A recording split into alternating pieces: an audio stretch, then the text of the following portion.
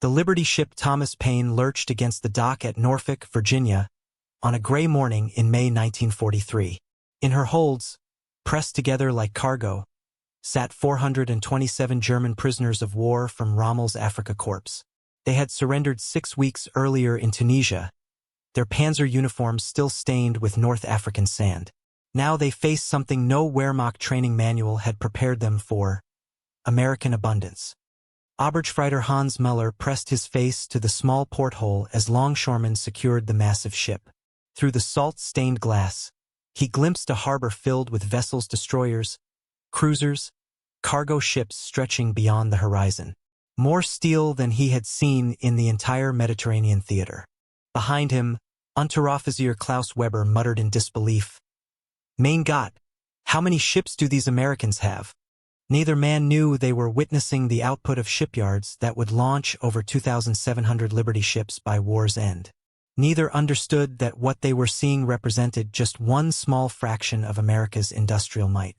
They were about to discover that their imprisonment would become an education in a kind of plenty that wartime Germany had forgotten existed.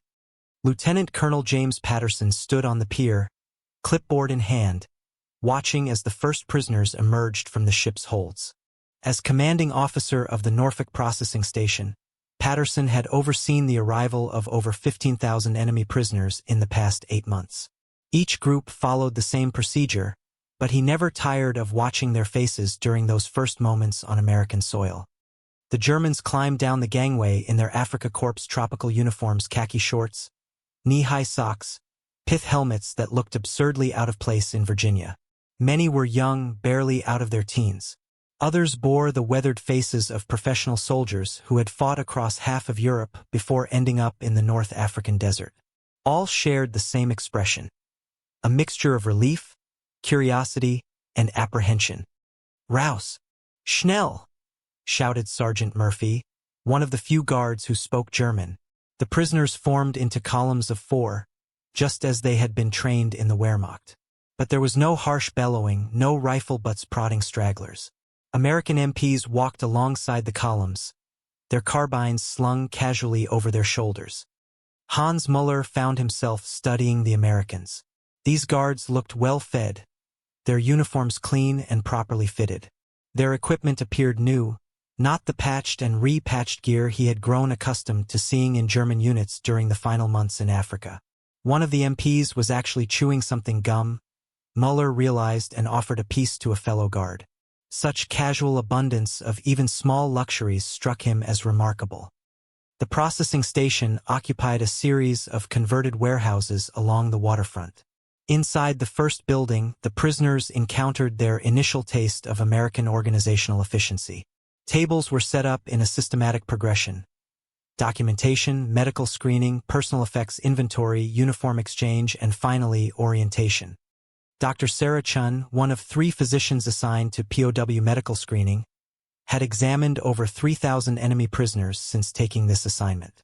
A Chinese-American doctor from San Francisco, she had volunteered for this duty after her brother was reported missing in action in the Pacific.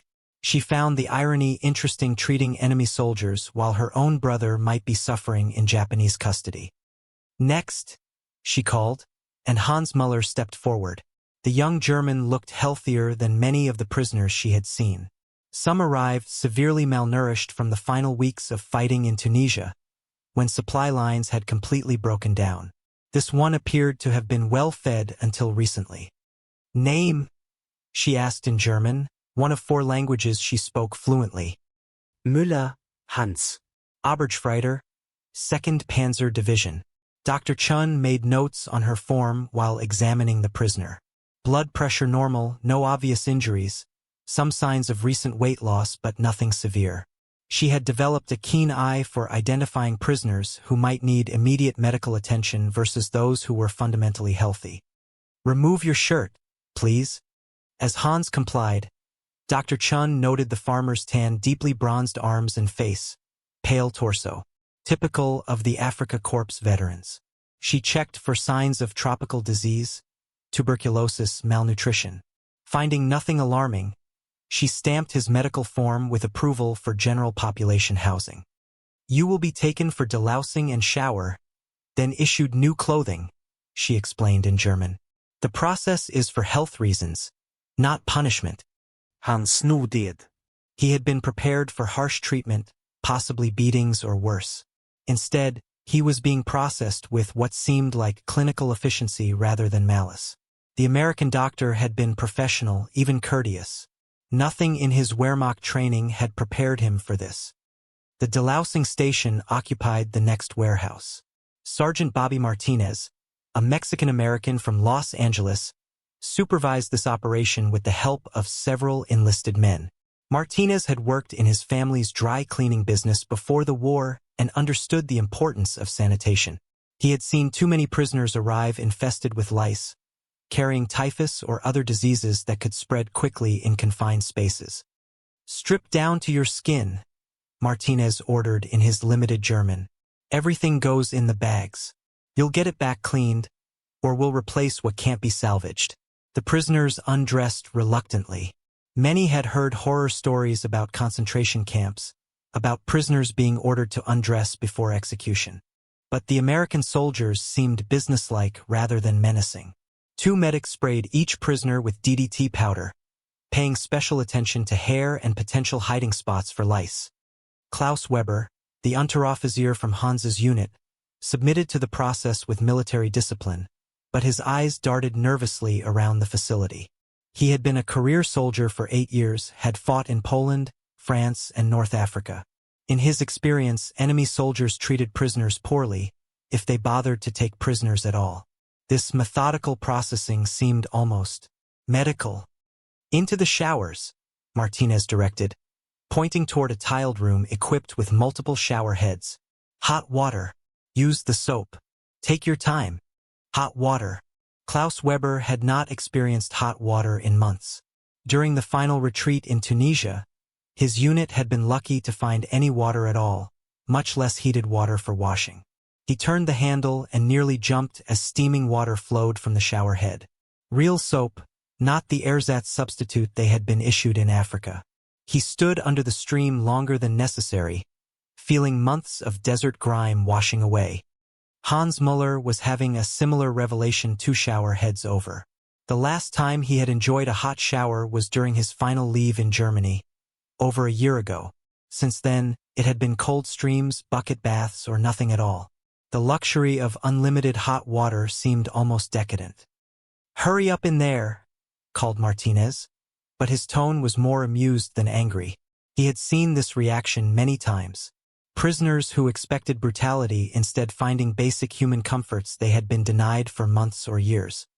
After showering, the Germans were issued towels, clean, white, American-made towels. Then came new clothing, olive drab fatigue uniforms, underwear, socks, boots. Everything was clean, properly sized, and in good repair. On the back of each fatigue jacket was stenciled PW in large white letters. Hans examined his new uniform with amazement. The fabric was thick, well made. The boots were genuine leather, not the ersatz materials Germany had been forced to use as the war progressed. Even the underwear was of better quality than what German soldiers had been issued in the final months. "This uniform is better than what I wore in the Wehrmacht," Hans whispered to Klaus. Klaus nodded grimly. "Don't let the guards hear you say that." But Sergeant Martinez had overheard and understood enough German to catch the gist. He smiled. "American production, boys. We've got plenty more where that came from." After processing, the prisoners were loaded onto buses for transport to their temporary holding camp near Richmond. Through the windows, they watched the Virginia countryside roll past. What they saw challenged every assumption they had held about America's ability to sustain a war economy. The roads were paved and well maintained. Traffic was heavy, not just military vehicles, but civilian automobiles in numbers that seemed impossible to men from a country where gasoline had been severely rationed since 1939. Farms appeared prosperous, with modern equipment visible in the fields. Small towns bustled with activity. Hans counted the automobiles they passed during one 10-minute stretch. 47 civilian vehicles, ranging from modest sedans to large, luxurious models that would have been impossible to obtain in wartime Germany. The implications were staggering. If America could afford to give its civilians such transportation while fighting a two-front war, what did that suggest about the country's total industrial capacity? Oberstfreiter Friedrich Schneider, a veteran of the Russian front who had been transferred to Africa just months before capture, pressed his face to the bus window. "Look at those barns," he muttered. "They're bigger than most German factories." He was not exaggerating by much. American agricultural infrastructure had expanded dramatically during the war years. The barns they were passing housed mechanized farming operations that dwarfed European standards. Tractors, combines, and other equipment that remained scarce in Germany were abundant here. The bus pulled into Camp Picket, a temporary holding facility where prisoners would spend several weeks before assignment to permanent camps. Even this temporary camp exceeded anything the Germans had expected. Rows of wooden barracks, each equipped with electricity, steam heating, and modern plumbing. A mess hall large enough to feed 2,000 men. Recreation areas with volleyball courts and space for soccer. Captain William Morrison commanded Camp Picket. A regular Army officer who had served on the Mexican border before the war, Morrison had been assigned to POW operations because of his administrative skills and fluent Spanish. He had learned German during his posting, which made him valuable for prisoner management. Morrison addressed the new arrivals through an interpreter, though many of the Germans understood more English than they admitted. "You are prisoners of war of the United States Army. You will be treated according to the Geneva Convention. You will receive the same food rations as American soldiers. You will be paid for work performed. You may send and receive mail. Representatives of the International Red Cross will inspect this facility regularly. The same food rations as American soldiers." Hans Müller exchanged glances with his fellow prisoners. During the final months in Tunisia, German rations had been reduced to near starvation levels. Supply ships from Italy were being sunk faster than they could be replaced.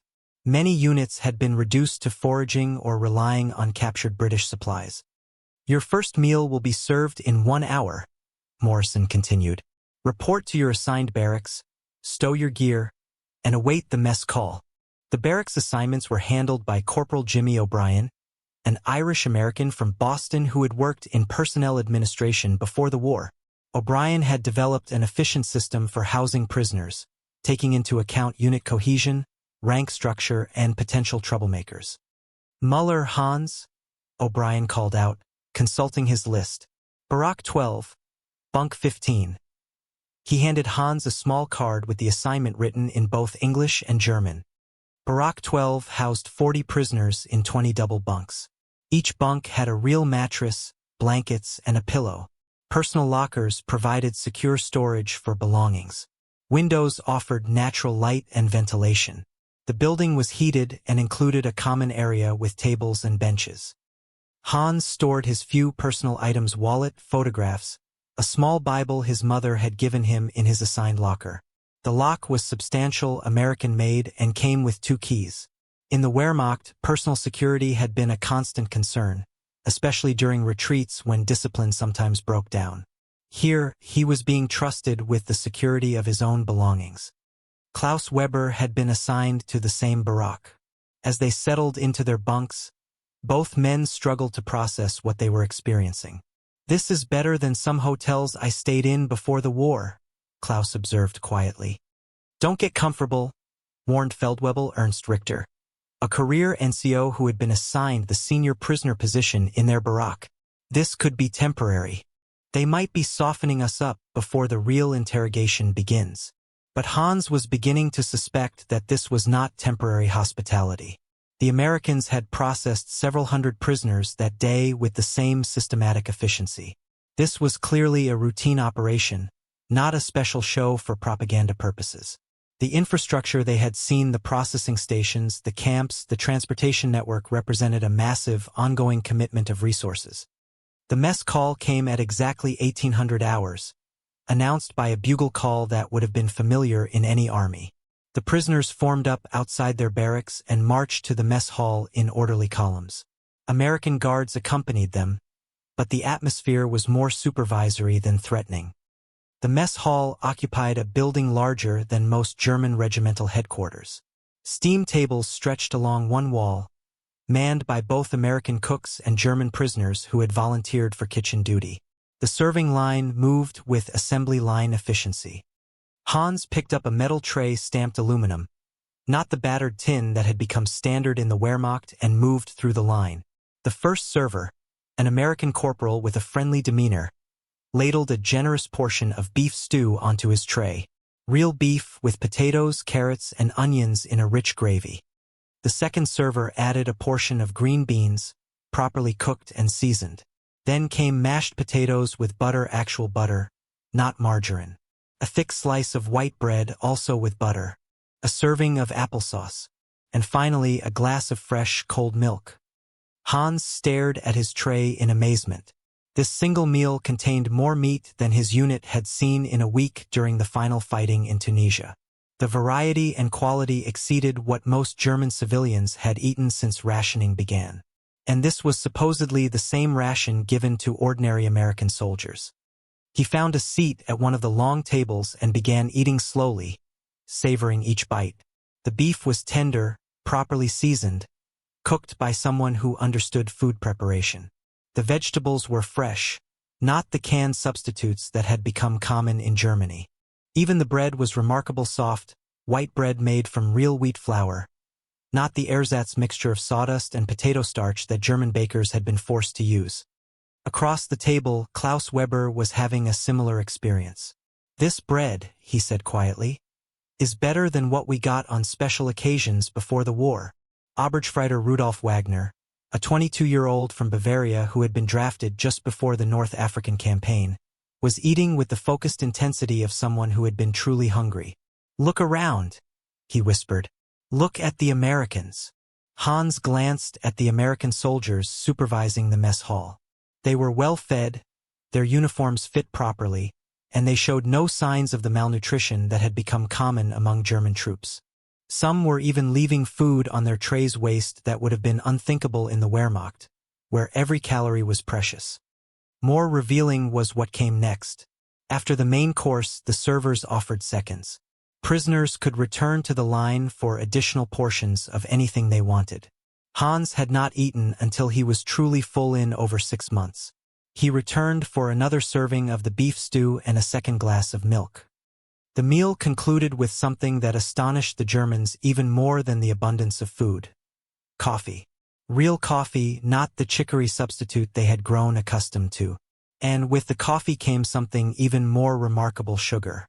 White, refined sugar, available in individual packets for each prisoner to use as desired. Hans added 2 packets to his coffee and stirred slowly.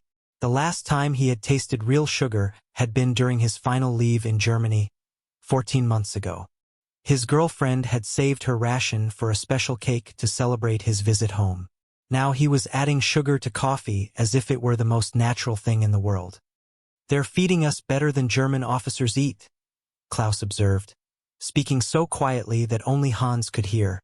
This was not an exaggeration. Hans knew that even high-ranking Wehrmacht officers had been struggling with food shortages. His own battalion commander had mentioned during their final briefing in Tunisia that rations for the entire Afrika Korps were critically short. Supply ships from Italy were being intercepted by Allied naval forces, and what little food was getting through was of poor quality. Yet here they sat, enemy prisoners, being fed as well as they could remember ever eating.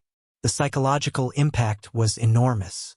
If America could afford to feed its prisoners this well while fighting a global war, what did that suggest about the ultimate outcome of the conflict? After dinner, the prisoners were given free time until lights out at 2200 hours. Some wrote letters home, others organized card games or conversation groups. Hans found himself on the barrack steps with Klaus and several other men, watching the American guards and trying to understand what they were witnessing. The guards seemed relaxed, almost casual in their duties. They carried weapons but handled them carelessly, nothing like the rigid military bearing that had been drilled into German soldiers. Some were reading magazines or books during quiet moments. Others engaged in conversations with prisoners who spoke English.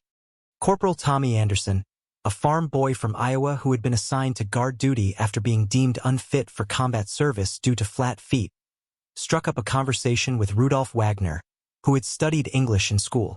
Anderson was curious about Germany, having never traveled outside Iowa before joining the army. What was it like over there? Anderson asked, settling onto the steps near the German prisoners. I mean, before the war. Rudolf considered how to answer. His English was adequate but not fluent. Germany, very different. Not so much food. Not so much things. He gestured vaguely at the camp around them. But you guys had all that modern equipment, Anderson countered. Tanks, aircraft, submarines. The newsreels showed all that stuff. Yes, for war.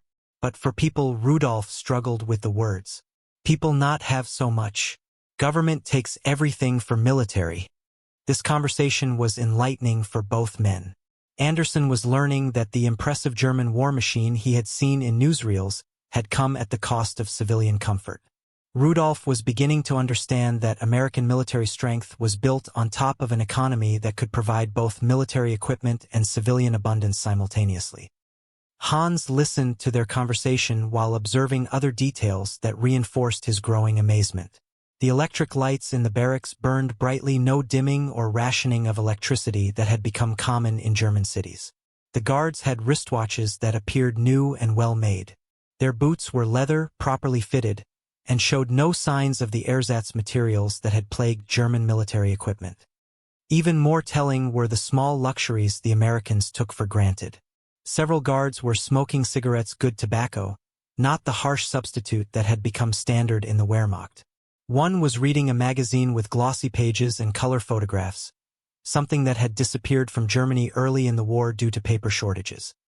As evening approached, Hans witnessed something that encapsulated everything he was beginning to understand about American industrial capacity. A supply truck arrived at the camp, delivering routine supplies for the next day. The truck itself was impressive new, well-maintained, painted in fresh olive drab. But it was the cargo that astonished him. The Americans unloaded case after case of supplies. Canned goods, fresh vegetables, bread, cigarettes, soap, toilet paper, cleaning supplies, light bulbs, paper products, tools, clothing, medical supplies. All new, all abundant, all treated as routine necessities rather than precious commodities. In the Afrika Korps, every supply delivery had been precious, carefully rationed, hoarded against future shortages. Supply officers had maintained detailed inventories of every item, no matter how minor. Here, the Americans were handling massive quantities of supplies with casual efficiency, as if there was no question about continued abundance. Klaus Weber had been watching the same supply operation. They're not even counting it carefully, he observed to Hans. Look how they handle those cases of food. In our army, each can would be accounted for individually. Hans nodded. The implications were profound. This casual handling of supplies suggested an economy so productive that minor wastage was acceptable. Germany's wartime economy, by contrast, had been forced to account for every scrap of material, recycle everything possible, and substitute inferior materials whenever necessary. That night, lying on his comfortable bunk with clean sheets and a warm blanket, Hans Mahler began to confront a disturbing possibility. Everything he had been told about American weakness, about the decadent democracy that could not match German industrial might or military discipline, appeared to be propaganda. The evidence of his own eyes suggested exactly the opposite. America was not only matching German production, it was exceeding it by such a margin that the country could afford luxuries for its prisoners that German civilians could not obtain. This was not the desperate improvisation of a nation struggling to survive.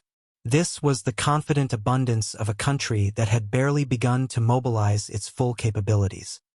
The next morning brought the prisoners' first introduction to the camp canteen system, an experience that would fundamentally alter their understanding of American society and the likely outcome of the war. After breakfast, which again featured generous portions of quality food, the prisoners were assembled in the mess hall for orientation. Captain Morrison stood at a podium, with Sergeant Hoffman serving as translator. Hoffman was a German-American from Wisconsin who had volunteered for interpreter duty. "Gentlemen, you will now be introduced to the prisoner wage and canteen system," Morrison began.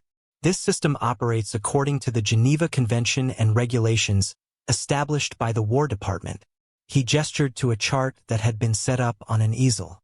"Enlisted prisoners will receive 10 cents per day for basic necessities, plus 80 cents per day for work performed. Officers who choose not to work will receive a monthly allowance based on their rank equivalent. All payments will be made in canteen scrip, which can be used only at the post exchange." Hans studied the chart as Sergeant Hoffman translated. 80 cents per day was more cash than many German workers had seen during the final months of the war. In a country where everything was rationed, money had limited value. But in America, apparently 80 cents could purchase real goods. "The post exchange," Morrison continued, "stocks a variety of items for purchase: cigarettes, tobacco, candy, soft drinks, personal hygiene items, writing materials, books, magazines, and recreational equipment. Prices are set to be fair and reasonable." He paused while Hoffman translated, then added, "The post exchange also serves beer twice per week and ice cream daily, weather permitting. These items are available for purchase with your canteen scrip. Beer and ice cream, available for purchase." Hans exchanged glances with Klaus. During their final months in Tunisia, they had dreamed about such luxuries, but only as fantasies of what they might enjoy if they ever returned to Germany after the war. Now they were being told that these items would be available for purchase twice weekly and daily, respectively. Morrison dismissed the group, and the prisoners were escorted to the post exchange to see the facility. The building was smaller than the mess hall but still substantial, with large windows and modern fixtures. Inside, shelves lined the walls, stocked with an array of goods that would have been impossible to find in wartime Germany. The cigarette section alone was astonishing. Multiple brands were available: Camel, Chesterfield, Lucky Strike, Philip Morris. Each brand was available in individual packs or by the carton. The tobacco was clearly of high-quality dark, properly cured leaf, not the harsh substitutes that had become common in German cigarettes. Hans picked up a pack of Camels and examined it. The packaging was perfect bright colors, clear printing, no signs of wartime economizing on materials or presentation. The price tag read 15 cents, well within the budget of a working prisoner. 15 cents, Klaus read over his shoulder. That's less than half a day's wages. They moved to the candy section.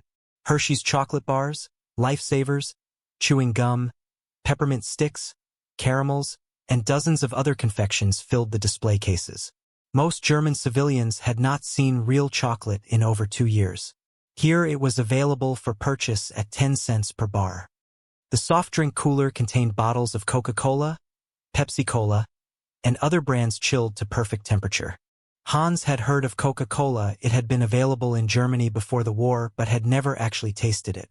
The idea that such luxuries were casually available to prisoners seemed almost surreal. But it was the personal items section that truly drove home the abundance of American production.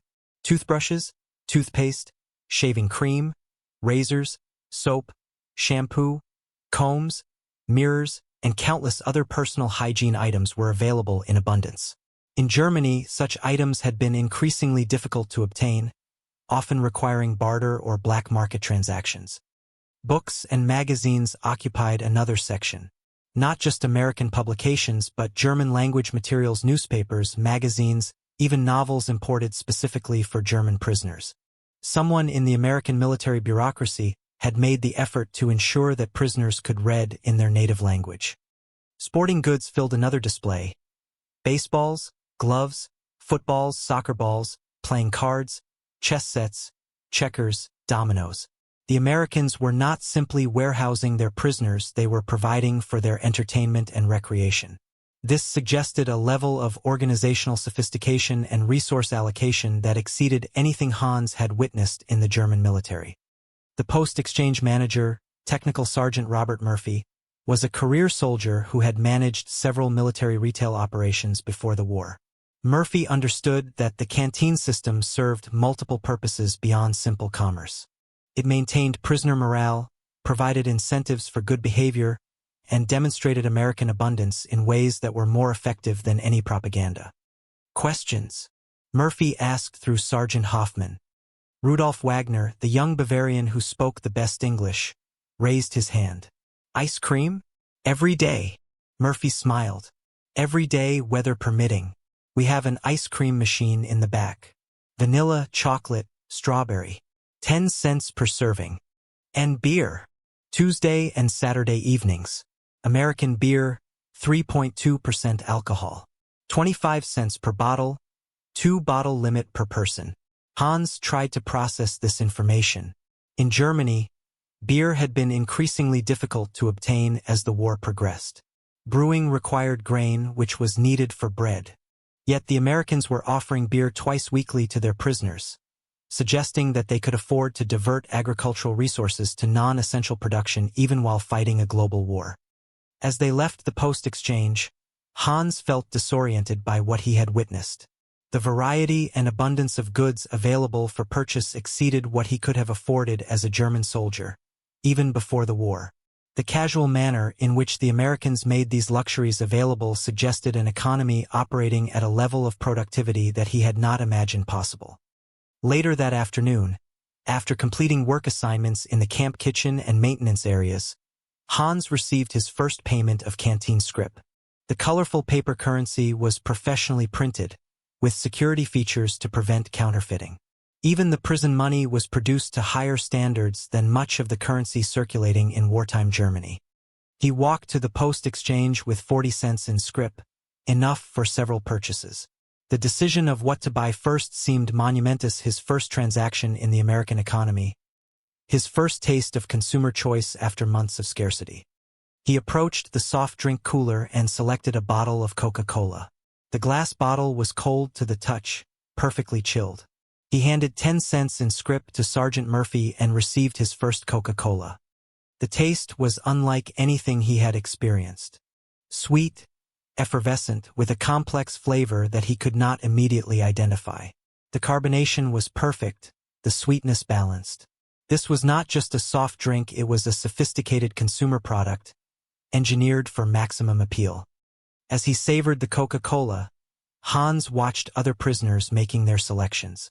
Klaus was purchasing cigarettes, a pack of Chesterfields that he examined like a precious artifact. Rudolf was choosing between chocolate bars, ultimately selecting a Hershey's milk chocolate that he held reverently. The scene was almost surreal.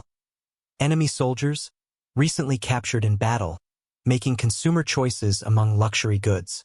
In Germany, such items had become memories of pre-war abundance. Here they were casual purchases, available to prisoners who had been in American custody for less than 48 hours. Oberstfreiter Joseph Brenner, an older prisoner who had served on the Russian front before transfer to Afrika, was staring at the ice cream freezer with an expression of amazement. Vanilla, chocolate, strawberry, he read slowly in English. Every day. Brenner had not tasted ice cream in over 3 years. During his service on the Eastern Front, luxury had been defined as hot food and dry socks. The idea that ice cream was available daily seemed to violate everything he understood about wartime economics. He ordered a vanilla ice cream and received a generous serving in a proper bowl with a metal spoon. The ice cream was perfectly smooth, properly frozen, made with real cream and sugar. As he ate slowly, savoring each spoonful, Joseph began to understand the true implications of American industrial capacity. This was not just about producing weapons or military equipment. The Americans could manufacture luxury consumer goods in such abundance that they could afford to provide them to enemy prisoners.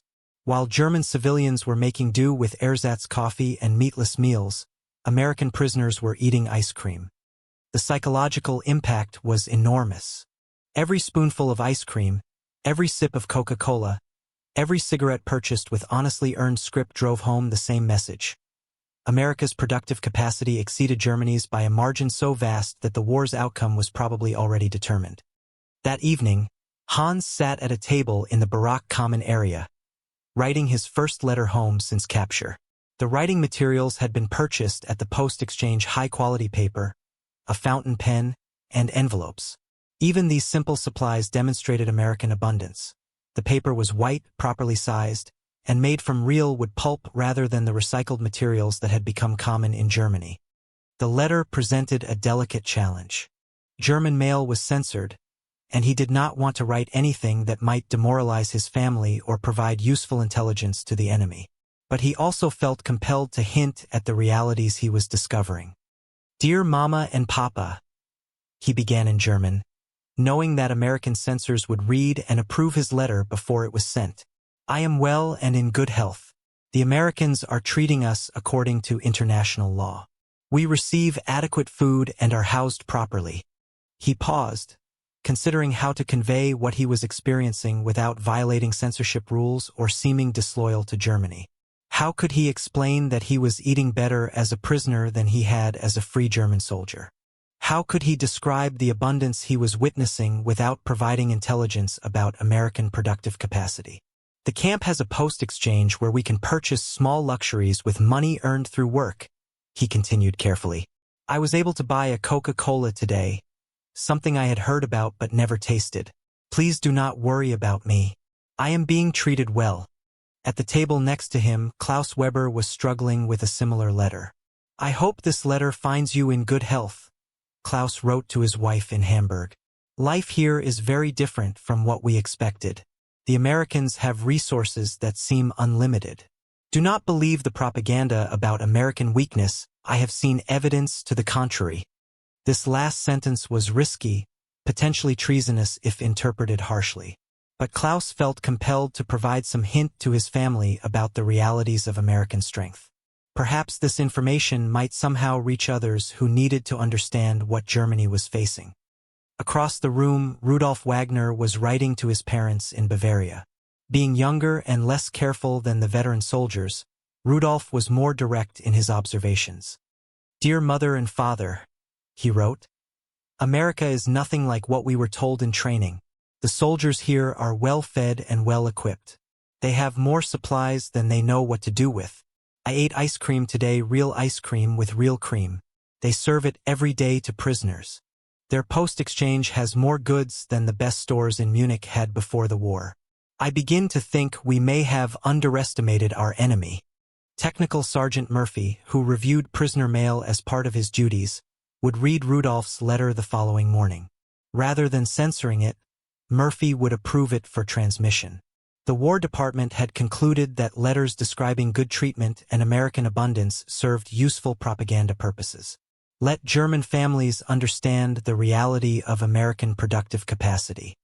The next morning brought Hans's first work assignment outside the camp. He had volunteered for agricultural labor, partly out of genuine interest. His father had been a farmer, but mostly because outdoor work offered opportunities to observe more of American society. The prisoners assigned to farm labor were loaded onto trucks and transported 15 miles to the Riverside Farm, owned by Thomas Anderson, no relation to Corporal Tommy Anderson, the guard.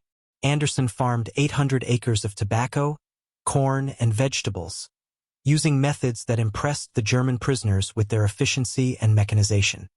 Anderson met the truck as it arrived at his farm. A man in his 50s who had been farming since childhood, Anderson had initially been skeptical about using prisoner labor. His concerns had been practical rather than patriotic. Would enemy soldiers work effectively? Could they be trusted around farm equipment and livestock? Would language barriers create problems? His doubts had been resolved within the first week. The German prisoners worked with military discipline and efficiency. Many had agricultural backgrounds and understood farming techniques. They followed instructions carefully and showed genuine interest in American agricultural methods. "Morning, boys," Anderson greeted the prisoners in his limited German. He had learned basic phrases to communicate work instructions. "Today we're harvesting tobacco in the south field. Hans, Klaus, you'll be working with me on the curing barn." Hans had worked tobacco before in Germany, but American methods impressed him immediately. Anderson's equipment was modern and well-maintained. The barn was larger and better ventilated than anything he had seen in Europe. Most importantly, Anderson seemed to have unlimited access to fuel, spare parts, and maintenance materials. German agriculture, by contrast, had been severely affected by wartime shortages. Tractors sat idle for lack of fuel or spare parts. Draft animals had been requisitioned for military use. Fertilizer was scarce, pesticides unavailable, and equipment increasingly unreliable due to ersatz materials and deferred maintenance. "Your tractors," Hans observed to Anderson during a break, practicing his English. "Very good. Very new." Anderson nodded. "That John Deere is only 2 years old. The International Harvester is 4 years old, but it's been completely refurbished.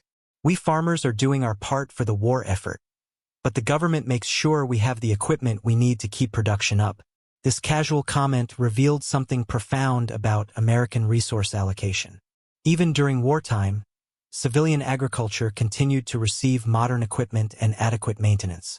Germany's agricultural sector, by contrast, had been progressively starved of resources as everything was diverted to military production. As the day progressed, Hans observed other details that reinforced his growing understanding of American abundance. Anderson's farm buildings were well maintained and recently painted. His livestock appeared healthy and well fed. Storage facilities were full of properly cured tobacco from the previous season, suggesting that Anderson had been able to store and market his crops without the transportation problems that plagued German agriculture. During lunch break, Anderson's wife Mary brought food for the prisoners' sandwiches made with thick slices of ham, fresh bread, and real butter, accompanied by cold milk and homemade cookies. This meal, prepared casually for enemy prisoners, exceeded what many German civilians were eating during their best meals. "Mrs. Anderson," Hans said carefully in English, "food very good." "Thank you." Mary Anderson smiled. She had been concerned about feeding prisoners at first, unsure of the proper protocol. But these young men seemed polite and grateful, nothing like the Nazi monsters she had imagined. "You're welcome, Hans. There's plenty more if you're still hungry. Plenty more." Hans had not heard those words spoken casually about food in over 2 years. In Germany, every meal had been carefully rationed, every portion calculated to provide adequate nutrition while conserving supplies. The idea that a farmer's wife could casually offer plenty more food to enemy prisoners suggested a level of abundance that challenged his understanding of wartime economics. After lunch, Hans worked alongside Thomas Anderson in the curing barn, learning American tobacco processing techniques. Anderson was patient and instructive, treating Hans more like a temporary employee than an enemy prisoner. Their conversation revealed Anderson's perspective on the war and its impact on American agriculture. "We're producing more than we ever have," Anderson explained, gesturing at the well-filled barn. "The government guarantees our prices, provides us with adequate supplies, and helps with labor shortages by sending you fellows. It's actually been good for farming in many ways." Hans translated this mentally into German economic terms. The American government was simultaneously fighting a global war, maintaining civilian abundance, and improving agricultural productivity. German agriculture, by contrast, was producing less each year as resources were diverted to military use and infrastructure deteriorated from lack of maintenance. The contrast suggested that America's economy was operating at fundamentally different level than Germany's. Rather than choosing between military production and civilian needs, America appeared capable of expanding both simultaneously. This violated everything Hans had been taught about wartime economics and the inevitable sacrifices required for military success. As the workday ended and the prisoners were loaded back onto trucks for return to camp, Hans found himself deeply troubled by what he had witnessed. Not because of poor treatment, quite the opposite. The Americans were treating their prisoners better than Germany treated its own citizens. This casual abundance, extended even to enemy soldiers, suggested a productive capacity so vast that Germany's ultimate defeat might be inevitable. Meanwhile, in Texas, a different group of Axis prisoners was having their own encounter with American abundance. The Italians who had arrived from the North African campaign were experiencing the same culture shock as their German allies, but with additional complications related to Italy's changing status in the war. At Camp Hereford in Texas, Sergeant Mario Benedetti had been a prisoner since June 1943, when his artillery unit had been overrun near Tunis. Unlike the Germans, who maintained their military hierarchy and discipline in captivity, the Italian prisoners were divided by political loyalties that had only intensified after Italy's surrender in September. Mario came from a family of moderate anti-fascists in Florence. His father was a university professor who had quietly opposed Mussolini's regime, and Mario himself had harbored doubts about the war from its beginning. When news arrived of Italy's surrender and declaration of war against Germany, Mario had immediately volunteered for the Italian service units. The Italian service units represented a unique experiment in prisoner management. Unlike German POWs, who remained enemy prisoners throughout the war, Italians who volunteered for these units became co-belligerents, working directly for the American military while maintaining their prisoner status. This change allowed them greater freedom and better treatment, but also created tensions with Italian prisoners who remained loyal to Mussolini. On a hot September morning, Mario reported to the camp administration building where Captain Robert Silva was organizing the latest group of Italian service unit volunteers. Silva was a second-generation Italian-American from San Francisco whose grandparents had immigrated from Sicily.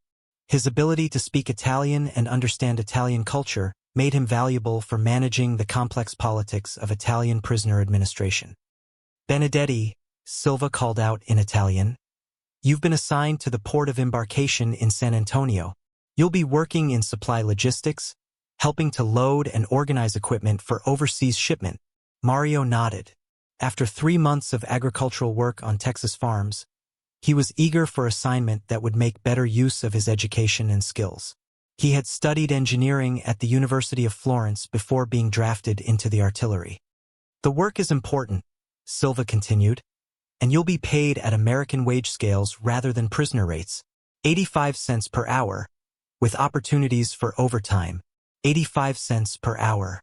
Mario calculated quickly at 40 hours per week. This was over $34 per month, more money than he had ever earned in Italy. Even accounting for the cost of living in America, this represented remarkable prosperity for someone who was technically still a prisoner of war. The bus ride from Camp Hereford to San Antonio provided Mario with his first extended look at the American interior.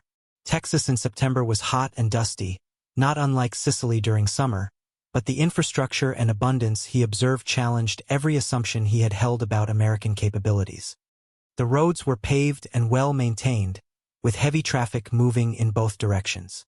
Service stations appeared at regular intervals, selling gasoline at prices that seemed impossibly low to someone from a country where fuel had been severely rationed. Civilian automobiles filled the road's new cars, well-maintained cars, luxury cars that would have been impossible to obtain in wartime Italy. Small towns bustled with commercial activity. Stores displayed goods in their windows, advertising sales and specials. Movie theaters promoted the latest Hollywood films. Restaurants offered meals to anyone who could pay. This was not the appearance of a nation making desperate sacrifices for war, it was the appearance of a country whose war effort was expanding rather than constraining its civilian economy. At the port of embarkation in San Antonio, Mario was assigned to a logistics team responsible for organizing and loading equipment bound for the European theater. The scale of the operation amazed him immediately. Warehouse after warehouse stretched across hundreds of acres, filled with military supplies. Vehicles, weapons, ammunition, food, medical equipment, communications gear, spare parts, and thousands of other items. His supervisor was Sergeant Tony Calabrese, another Italian-American who had volunteered for this assignment partly because of his language skills. Calabrese had worked in his family's shipping business in New York before the war and understood both logistics and Italian psychology. "Your job," Calabrese explained in Italian, "is to help organize these shipments by priority and destination. Everything here is bound for Italy to support the invasion and occupation. You'll be helping to equip the forces that are liberating your country." The irony was not lost on Mario. He was a former enemy soldier, now working to supply the forces fighting his former allies. But Italy's situation had become so complex that such ironies were commonplace. Some Italian prisoners remained loyal to Mussolini and Germany. Others, like Mario, welcomed the Allied liberation of their country. As Mario began his work, He was struck by the casual abundance of everything around him. Forklifts moved pallets of supplies with assembly line efficiency. Trucks arrived constantly with new shipments from factories across America. Warehouse supervisors consulted clipboards and checked items off lists, but never seemed concerned about shortages or delays. "How much equipment do you ship each week?" Mario asked Calabrese during their lunch break. "This facility alone? About 1,500 tons per week on average. But that's just one of dozens of such facilities. The Army has ports like this all up and down the East Coast, the West Coast, and the Gulf Coast. 1,500 tons per week, from one facility among dozens." Mario tried to calculate the total volume of equipment America was sending overseas while simultaneously equipping its own forces and maintaining civilian abundance. The numbers seemed impossible, yet the evidence was all around him. During his lunch break, Mario walked to the camp canteen to purchase a cold drink. The canteen at the port of embarkation was larger and better stocked than the one at Camp Hereford, reflecting the facility's importance and the higher wages paid to workers there. He selected a bottle of Coca-Cola from the cooler, still marveling at the casual availability of such luxuries. In Italy, even before the war, Coca-Cola had been an expensive imported novelty, available only in major cities and costing more than many workers could afford. Here it was a routine purchase, available at any time to anyone with 10 cents. As he drank the Coca-Cola, Mario watched American civilian workers going about their routines. They appeared well-fed, well-dressed, and prosperous. Many owned automobiles which they drove to work each morning. Some brought elaborate lunches prepared at home. Others purchased meals from vendors who sold food to workers at the facility. The vendors themselves represented a kind of abundance that had disappeared from Italy years ago. Hot dogs, hamburgers, ice cream, candy, soft drinks, and dozens of other prepared foods were available for purchase by anyone who wanted them. No rationing, no restrictions, no shortages, just commercial abundance operating according to normal market mechanisms. One vendor, an elderly Italian-American named Giuseppe Marconi, struck up a conversation with Mario in broken Italian. Marconi had immigrated to Texas in the 1920s and established a small food business that had grown during the war years as defense production brought prosperity to the region. "Business is good," Marconi explained, gesturing at his well-stocked cart. "All these workers, they have money to spend. Before the war, times were hard. Now everybody's working, everybody's got cash. I sell more food in a week now than I used to sell in a month." This conversation revealed something important about American wartime economics. Rather than impoverishing civilian workers, the war had brought unprecedented prosperity. Defense production had created jobs, raised wages, and stimulated economic growth that benefited even small businesses like Marconi's food cart. After work, Mario returned to his temporary quarters near the port, another revelation of American abundance. The Italian service unit members were housed in a converted hotel that had been taken over by the military. Each man had his own room with private bathroom, clean linens, and modern furnishings. The rooms were better than anything Mario had experienced in Italy, including hotels he had stayed in during peacetime. The dining hall served meals that continued to amaze the Italian prisoners. Generous portions of meat, fresh vegetables, bread, butter, milk, and dessert, all of restaurant quality and available in unlimited quantities. Mario had gained 15 pounds since arriving in America, and his health had improved dramatically. That evening, Mario wrote to his family in Florence, assuming the letter would reach them despite the chaos of war in Italy. "Dear Mama and Papa," he wrote in Italian, knowing American censors would translate and approve his letter. "I continue in good health and good spirits. My work here is important and interesting. The Americans are treating us very well, better, I must admit, than we were treated in our own army." He paused, considering how much truth he could include without causing problems for his family or himself. "America is a remarkable country, more prosperous than anything we imagined. The stories we heard about American weakness and decadence were completely false. This country has resources that seem unlimited. I begin to understand why the war has developed as it has. This was as close as Mario dared come to telling his family that Italy's defeat had been inevitable from the beginning. America's productive capacity so exceeded that of the Axis powers that the war's outcome had probably been determined before Italy even entered the conflict. Mussolini's decision to join Germany had been based on a complete misunderstanding of American capabilities. The Japanese prisoner experience in America was markedly different from that of Germans and Italians, both because of the smaller numbers involved and the particular racial and cultural dynamics of the Pacific War. At Camp Huntsville in Texas, Sergeant Hiroshi Tanaka had been a prisoner since his capture during the bloody fighting for Saipan in July 1944. Tanaka's situation was complicated by factors that did not affect European prisoners. As an ethnic Japanese in America during wartime, he faced suspicion and hostility that Germans and Italians rarely encountered. The attack on Pearl Harbor, the Bataan Death March, and other Japanese atrocities had created deep anger among American military personnel and civilians. Japanese prisoners were often viewed as inherently treacherous, requiring special security measures that were not applied to other nationalities. At the same time, the Japanese military code of Bushido created internal pressures that made adaptation to prisoner status extremely difficult. Tanaka had been trained from childhood to view capture as the ultimate dishonor, worse than death. The fact that he had been taken alive while wounded and unconscious did not diminish his sense of shame and failure.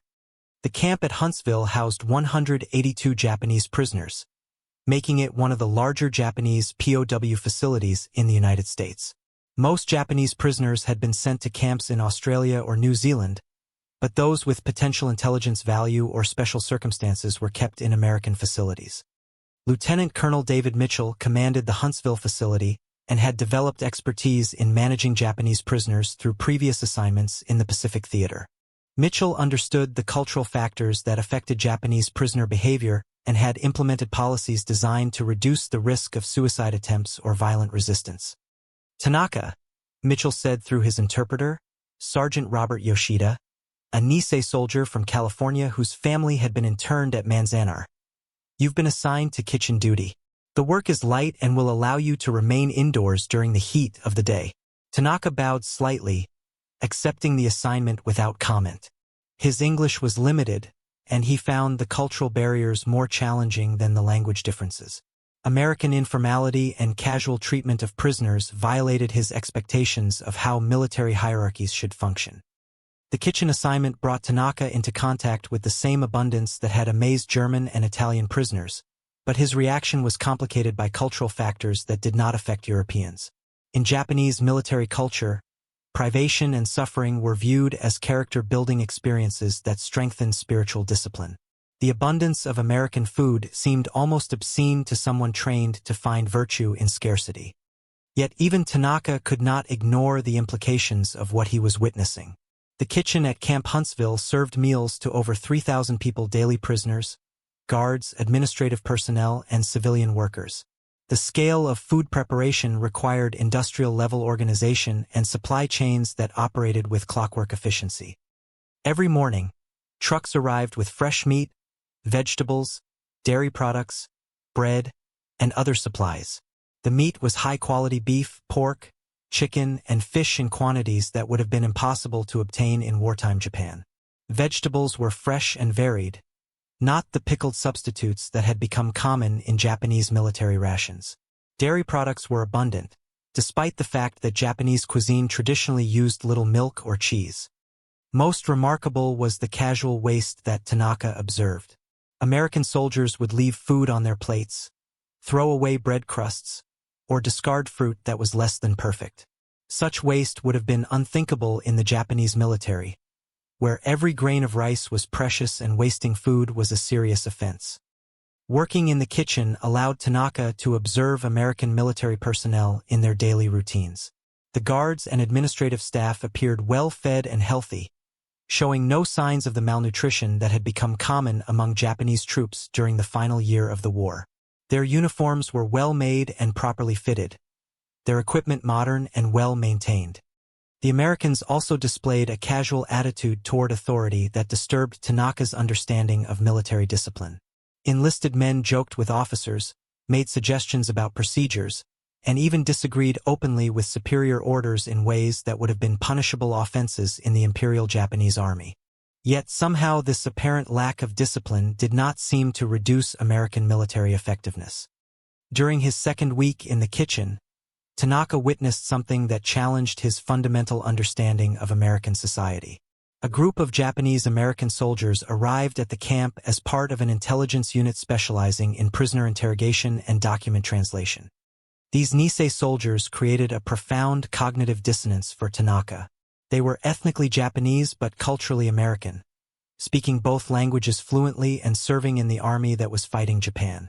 Some had families in American internment camps, yet they continued to serve loyally in the American military.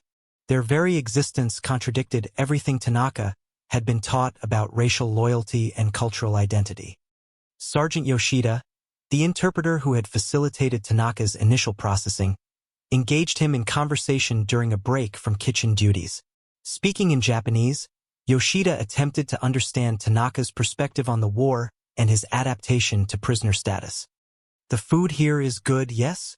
Yoshida asked casually. Tanaka nodded reluctantly.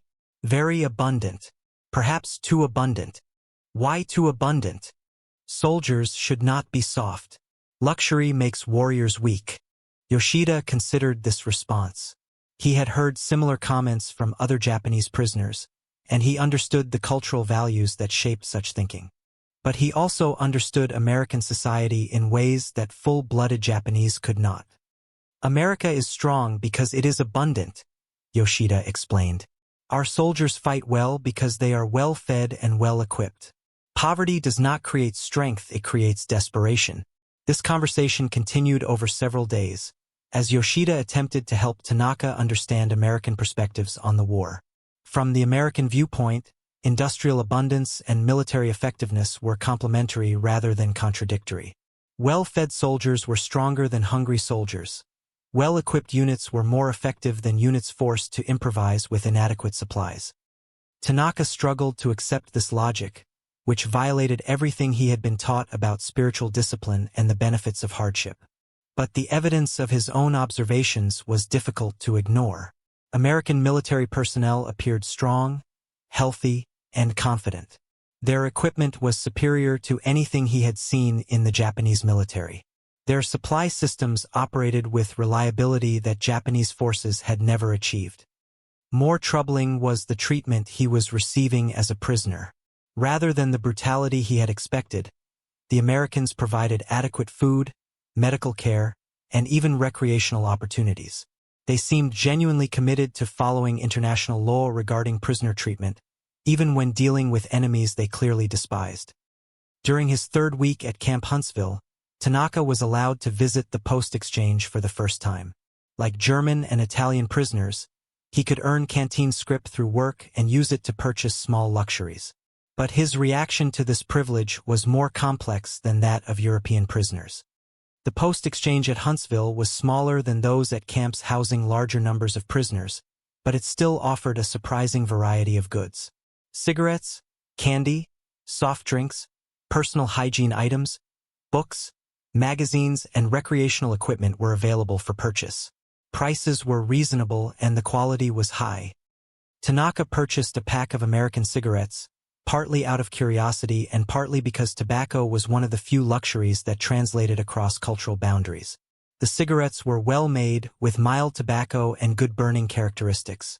They were also remarkably inexpensive, 15 cents for a pack that would have cost several dollars on the black market in wartime Japan, if obtainable at all. As he smoked his first American cigarette, Tanaka reflected on the implications of what he was experiencing. The casual availability of such luxuries to prisoners suggested an economy so productive that even enemy soldiers could be afforded comforts that Japanese civilians could not obtain.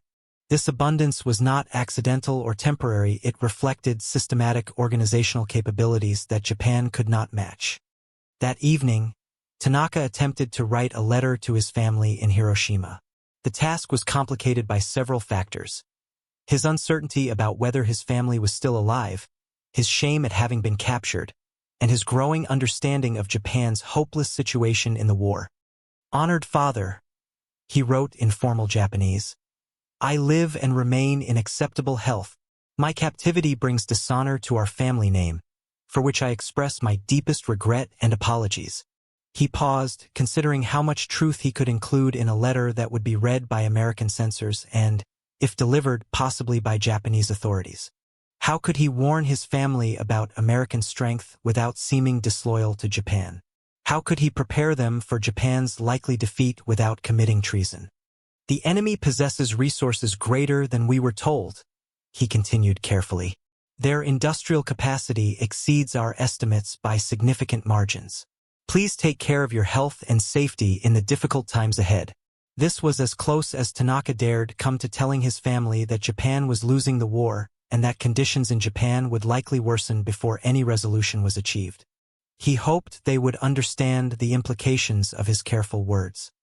But even as he wrote the letter, Tanaka suspected it might never reach his family. Communications between America and Japan had been largely severed, and the Japanese postal system was struggling under the pressure of bombing raids and resource shortages. His family might never know that he had survived his capture, just as he might never learn whether they had survived the war. The experience of managing over 400,000 Axis prisoners created challenges and revelations for American military personnel as well. Colonel James Harrison commanded the prisoner of war operations for the entire southeast region, overseeing 43 camps holding over 60,000 prisoners of various nationalities. Harrison had been a career military officer before the war, with experience in administration and logistics. Nothing in his pre-war training had prepared him for the complexity of managing such large numbers of enemy prisoners, each group with distinct cultural characteristics, political loyalties, and special requirements. "The Germans are the easiest to manage," Harrison explained to a visiting delegation from the War Department in Washington. "They maintain their military discipline, follow orders efficiently, and adapt well to camp routines. The main challenges are political separating Nazi true believers from regular Wehrmacht soldiers, and preventing intimidation of prisoners who want to cooperate." The delegation included Brigadier General Louis Edwards, who was responsible for prisoner policy at the national level, and several civilian officials from the State Department and Justice Department. They were conducting a comprehensive review of prisoner operations to identify best practices and areas for improvement. "What about the Italians?" asked Edwards. "More complicated," Harrison replied. "The political situation in Italy has created divisions among Italian prisoners that sometimes lead to violence. Those who volunteered for the service units are generally cooperative and productive. But the fascist loyalists remain hostile and require constant supervision." "And the Japanese?" Harrison paused before answering. "The Japanese present unique challenges. Their military culture makes adaptation to prisoner status extremely difficult. Suicide attempts are a constant concern. Many refuse to work or cooperate in any way. Language barriers complicate communication. And frankly, there's more hostility toward Japanese prisoners from our guards and local communities than toward Europeans." This hostility was a persistent problem that Harrison struggled to manage. The attack on Pearl Harbor, combined with reports of Japanese atrocities in the Pacific, had created deep anger among American military personnel. Some guards treated Japanese prisoners more harshly than regulations allowed, requiring constant supervision and disciplinary action. The delegation toured several camps during their visit, observing prisoner operations and interviewing key personnel. At Camp Gordon in Georgia, they met with Captain Patricia Williams, one of the few female officers assigned to prisoner administration. Williams managed the camp's educational and recreational programs, working to keep prisoners occupied and prevent the development of serious disciplinary problems. "The key is keeping them busy," Williams explained as they toured the camp library and recreational facilities. "Idle prisoners become problematic prisoners. We provide work opportunities, educational programs, sports leagues, hobby groups, and cultural activities. Many prisoners are learning English, taking correspondence courses, or developing skills that will help them after repatriation." The camp library impressed the delegation. Thousands of books in German, Italian, and English lined the shelves, along with current magazines and newspapers from neutral countries. Prisoners could check out reading materials, participate in discussion groups, and even request specific titles through interlibrary loan systems. This is better than most public libraries in small American towns, observed Dr. Margaret Thompson, a State Department official who specialized in cultural affairs. That's intentional, Williams replied. We want these prisoners to return to their home countries with positive impressions of American society and democratic values. A well-educated, pro-American former prisoner is more valuable than a bitter, resentful 1-inch. This philosophy reflected broader American objectives in prisoner management. Beyond simply warehousing enemy soldiers, the prisoner program aimed to influence post-war attitudes and political developments in Germany, Italy, and Japan. Prisoners who experienced American abundance and democratic values firsthand would presumably become advocates for pro-American policies after repatriation. The delegation also observed the camp's vocational training programs, where prisoners could learn skills that would help them find employment after returning home. Machine shop, electrical work, carpentry, auto mechanics, and other practical trades were taught by qualified instructors, using modern American equipment and techniques. Many of these prisoners will be better trained when they leave than when they arrived, noted Major Robert Casey, who supervised the vocational programs. The German prisoners, especially, are eager to learn American industrial methods. They understand that these skills will be valuable in post-war reconstruction. At the camp canteen, the delegation observed prisoner purchasing patterns and discussed the economic aspects of the canteen system. The profits from canteen sales helped offset the costs of prisoner maintenance, while providing prisoners with incentives for good behavior and productive work. On average, working prisoners spend about 60% of their earnings on immediate consumption cigarettes, candy, soft drinks, personal items, explained Lieutenant Thomas Moore, the camp's canteen officer. The remainder goes into savings accounts that will be available when they're repatriated. Some prisoners are accumulating significant sums. These savings accounts represented another aspect of American abundance that amazed prisoners. The idea that enemy soldiers could accumulate personal wealth while in captivity violated their expectations of how prisoner-of-war economics should operate. In German or Japanese prisoner camps, survival was the primary concern. Accumulating savings was unthinkable. The delegation's final stop was Camp Alva in Oklahoma, where they observed one of the most successful agricultural programs in the prisoner system. Over 2,000 German prisoners worked on farms throughout the region, helping to address critical labor shortages while earning wages and learning American farming techniques. Major Frank Peterson commanded Camp Alva and had developed close working relationships with local farmers who employed prisoner labor. Peterson understood both military administration and agricultural economics, having grown up on a farm in Nebraska before pursuing a military career. The farmers love having prisoner labor, Peterson explained as they toured one of the larger operations. The Germans work hard, follow instructions, and bring military discipline to agricultural tasks. Many farmers have told me they're more productive with prisoner labor than they were with regular hired hands. The farm they were visiting belonged to William Jackson, who cultivated 3,000 acres of wheat, corn, and cattle. Jackson employed 45 German prisoners during peak seasons, housing them in converted barns that had been improved to meet prisoner standards. These boys work harder than most Americans I've hired, Jackson told the delegation. They understand machinery, they follow safety procedures, and they don't waste time. I've had German prisoners operating $15,000 combines, and they treat that equipment better than it was their own. Jackson's comment highlighted another aspect of American abundance that impressed prisoners: the casual use of expensive equipment by temporary workers. In Germany, agricultural machinery was scarce and jealously guarded. Here, enemy prisoners were entrusted with equipment worth more than most German farmers could have afforded even before the war. During lunch at Jackson's farmhouse, the delegation met with several of the German prisoners who worked regularly on the farm. Hans Muller had been assigned to Jackson's operation 3 months earlier and had become one of the farm's most reliable workers. "Mr. Jackson teaches me American farming," Hans explained in his improving English. "Very different from Germany. More machines, more land, more everything." "What impresses you most about American agriculture?" asked Dr. Thompson. Hans considered the question carefully. Everything's so big, so much equipment, so much food. In Germany, we must be very careful with everything. Here, farmers have what they need. This conversation continued over a meal that further demonstrated American agricultural abundance. Jackson's wife had prepared a lunch that included roast beef, mashed potatoes, fresh vegetables from their garden, homemade bread, butter, milk, and apple pie.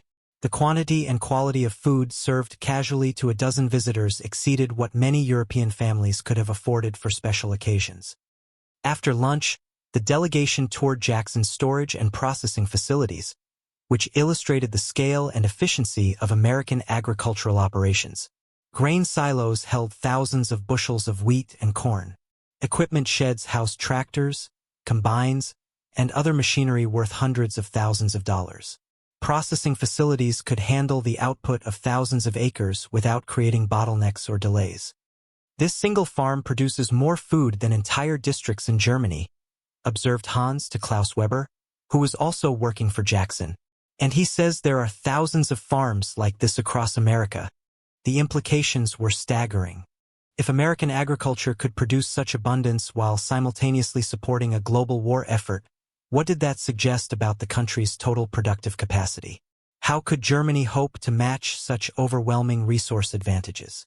In November 1943, Dr. Heinrich Rothmund arrived at Camp Picket as part of a Swiss Red Cross inspection team. Switzerland's neutrality made it the protecting power for prisoners on all sides, and Swiss inspectors regularly visited prisoner facilities to ensure compliance with the Geneva Convention. Dr. Rothmund had extensive experience with prisoner inspections, having visited German camps holding Allied prisoners as well as Allied camps holding Axis prisoners.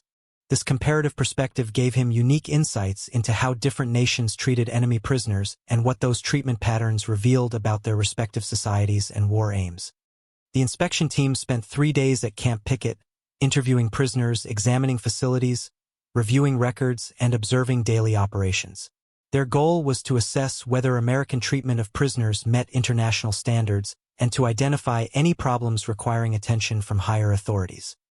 The physical facilities are excellent, Dr. Rothmund noted in his preliminary report. Housing, sanitation, medical care, and food service all exceed minimum requirements. Recreation and educational facilities are particularly impressive. Prisoner morale appears high, with few complaints about basic treatment. The inspection team interviewed dozens of prisoners privately, without American personnel present, to ensure honest feedback about conditions and treatment. The overwhelming majority of responses were positive, with many prisoners expressing surprise at the quality of their treatment. "I expected to be treated harshly," Oberstfreiter Werner Schultz told Dr. Rothmund in German. "Instead, we live better than German soldiers in the field. The food is excellent, the housing is comfortable, and the Americans treat us fairly. My only complaint is boredom. There is little to do besides work and wait for the war to end." Similar comments came from other prisoners. The main complaints were not about harsh treatment or inadequate conditions, but about monotony and concern for families back home. Many prisoners expressed gratitude for their treatment, creating an awkward situation for Swiss inspectors accustomed to documenting prisoner abuse rather than prisoner satisfaction. Dr. Rothmund's most disturbing observation was not about American treatment of prisoners, but about what prisoner treatment revealed concerning the war's likely outcome. The casual abundance with which America supported its prisoner program suggested resource advantages that might make German victory impossible. "The Americans are feeding enemy prisoners better than German civilians are eating," Dr. Rothmund confided to his colleague, Dr. Franz Weber, during a private conversation. "They provide luxury items to prisoners that are unobtainable in Germany. This suggests an economy so productive that basic wartime sacrifices are unnecessary." Dr. Weber nodded grimly. As a Swiss diplomat, he maintained strict neutrality in public statements, but privately he was reaching similar conclusions about the war's trajectory. "The contrast with German camps is remarkable. German prisoner facilities are adequate but basic. Food is sufficient but plain. Recreation is minimal. Everything suggests a nation straining to meet essential needs. while American prisoner facilities suggest the opposite, a nation so productive that it can afford luxuries for its enemies. The Swiss inspection report, filed with the International Red Cross and distributed to all belligerent nations, would become a valuable historical document. It provided neutral documentation of American prisoner treatment and inadvertently revealed the economic disparities that were determining the war's outcome. American prisoner of war facilities consistently exceed Geneva Convention requirements, the report concluded. Physical conditions, food service, medical care, recreation opportunities, and educational programs all meet or surpass international standards. Prisoner morale is generally high, with few serious complaints about treatment. Of particular note is the abundance of resources devoted to prisoner welfare. Camp facilities are well constructed and properly maintained. Food service provides varied, nutritious meals in generous quantities. Medical care is prompt and thorough. Recreation and educational programs are extensive and well-funded. These observations suggest that prisoner welfare is considered a normal military expense rather than an exceptional burden. This last observation was more significant than it might have seemed. In Germany and Japan, prisoner maintenance was viewed as a drain on scarce wartime resources, to be minimized whenever possible. In America, prisoner welfare was apparently considered a routine expense that could be funded without compromising other military objectives. The report included specific comparisons that highlighted these resource disparities. American prisoners received daily rations equivalent to those provided American soldiers, including fresh meat, vegetables, dairy products, and baked goods. German prisoner facilities visited by this inspection team provide adequate but basic rations, with limited meat and dairy products. American camps stock extensive canteen facilities offering tobacco, confections, beverages, and other luxury items for prisoner purchase. German facilities provide minimal canteen services, often limited to basic hygiene items. American camps maintain libraries, recreational facilities, and educational programs that exceed those available in many civilian communities. German camps provide basic recreation opportunities, but lack resources for extensive programming.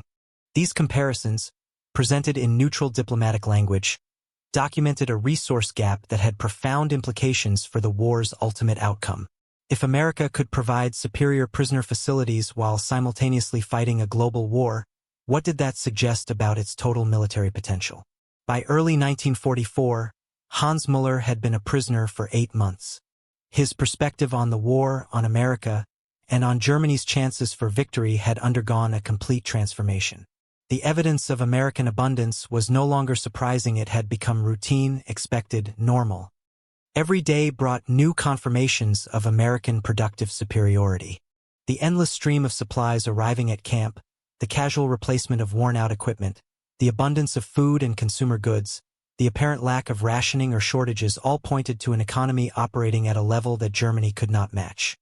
Hans had also developed a more nuanced understanding of American society through his work assignments and interactions with American personnel.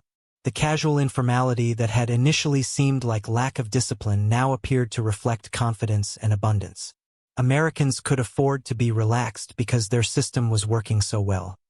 His English had improved dramatically, allowing him to communicate directly with American soldiers and civilians. These conversations provided insights into American attitudes and perspectives that challenged his pre-war assumptions about American society and character.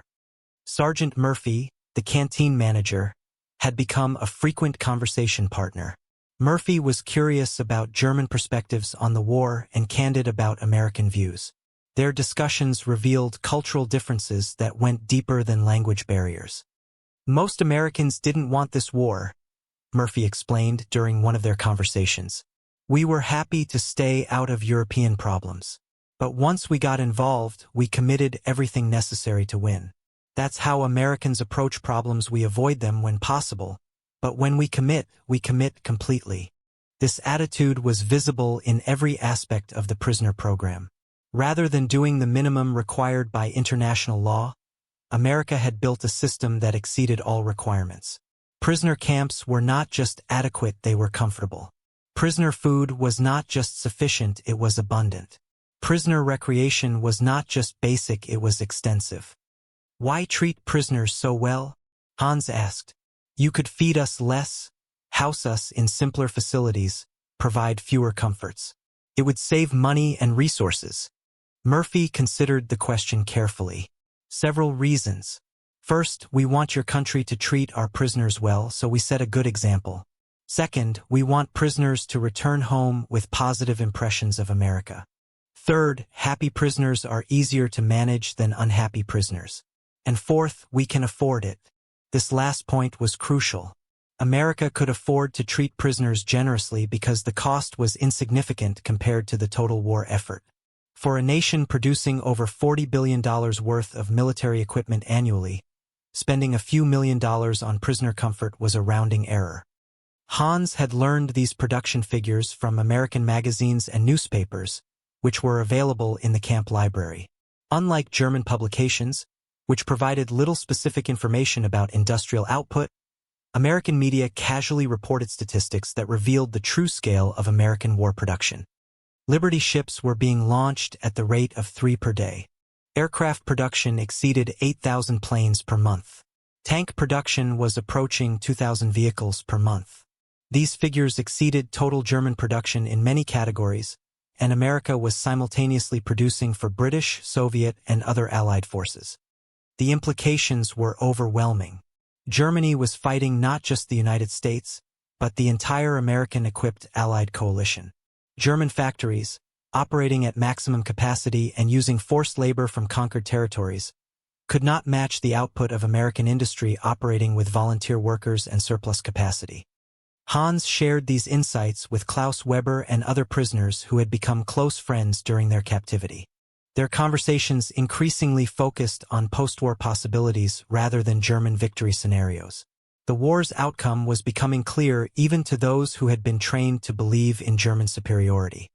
What will happen to Germany after the war? Klaus wondered during one of their evening discussions. Occupation, certainly, Hans replied, but perhaps not as harsh as we might expect. The Americans seem more interested in reconstruction than punishment. Look how they treat us enemy soldiers with generosity rather than cruelty. They might treat conquered Germans the same way. This perspective was shared by many German prisoners who had observed American character and capabilities firsthand. Rather than the brutal, materialistic society that Nazi propaganda had described, they had encountered a nation that combined remarkable productive capacity with genuine concern for human welfare. Rudolf Wagner, the young Bavarian, had reached similar conclusions through his own observations. My father fought in the First War, he told the group. He always said the Americans were tough fighters but fair enemies. He was right. These people have no desire to destroy Germany, they just want to end the war and go home to their comfortable lives. This insight was particularly important for understanding American war aims. Unlike Germany, which sought to dominate and reshape Europe according to Nazi ideology, America appeared to be fighting for restoration of the status quo antebellum.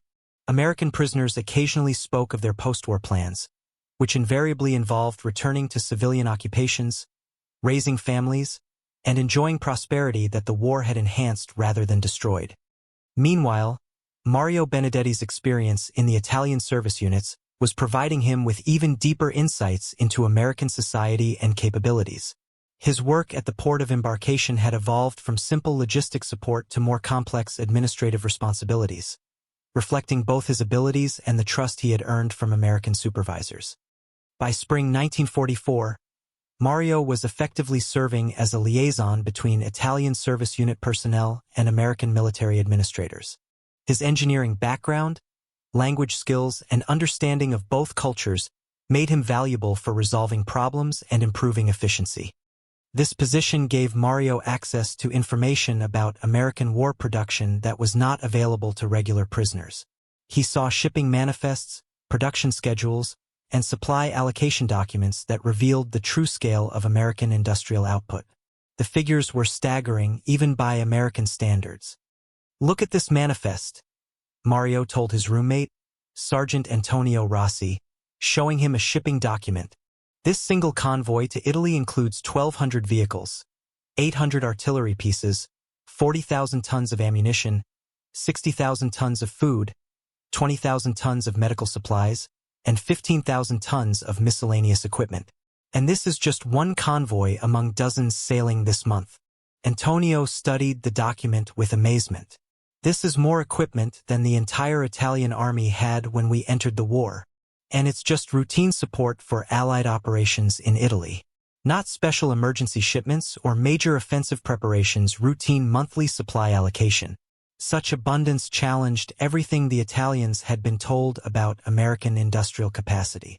Mussolini's propaganda had portrayed America as a decadent nation whose industrial might was concentrated in luxury goods rather than military production. The reality was exactly the opposite. American industry was so productive that it could provide both military equipment and civilian luxury simultaneously.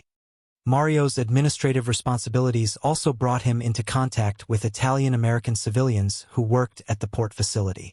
These interactions provided insights into how Italian immigrants had adapted to American society and prospered in ways that would have been impossible in Italy. Frank Castellano was a third-generation Italian-American whose grandparents had immigrated from Sicily in the 1890s. Frank worked as a civilian supervisor at the port, overseeing loading operations and managing relationships with shipping companies. His family story illustrated the opportunities that America provided for immigrants willing to work hard and adapt to American culture. "My grandfather came here with nothing," Frank told Mario during one of their conversations. "He worked construction, saved every penny, brought over his wife and children. My father started a small trucking business, grew it into a successful operation. I went to college, got an engineering degree, worked my way up to supervision. My son is an officer in the Navy, fighting in the Pacific." This progression from immigrant laborer to professional success in 3 generations would have been impossible in the rigid class structure of pre-war Europe. In America, social mobility was not just theoretically possible, it was routine, expected, normal. Mario's own experience was providing similar lessons about American meritocracy. Despite being a former enemy soldier, he had been promoted to positions of real responsibility based on his abilities and performance. American military administrators judged him by his contributions rather than his nationality or former allegiance. In Italy, Mario explained to Frank, social position is mostly determined by family background, education, political connections. Merit matters, but not as much as other factors. Here, you judge people by what they can do rather than who they are. Frank nodded. That's the American way. We don't care about your background as much as your contribution. My grandfather was nobody special in Sicily, but he became somebody here through hard work. Same opportunity is available to anybody willing to take it. This conversation occurred during a lunch break at a restaurant near the port facility. The restaurant itself illustrated American abundance in ways that continued to amaze Mario. The menu offered dozens of choices, all available simultaneously without rationing or shortages. Portions were generous, prices were reasonable, and service was efficient. Mario ordered a hamburger with French fries and a Coca-Cola, a meal that represented pure Americana. The hamburger was substantial, a quarter pound of ground beef prepared exactly to his specifications. The French fries were crispy and hot, served in a portion large enough for 2 people.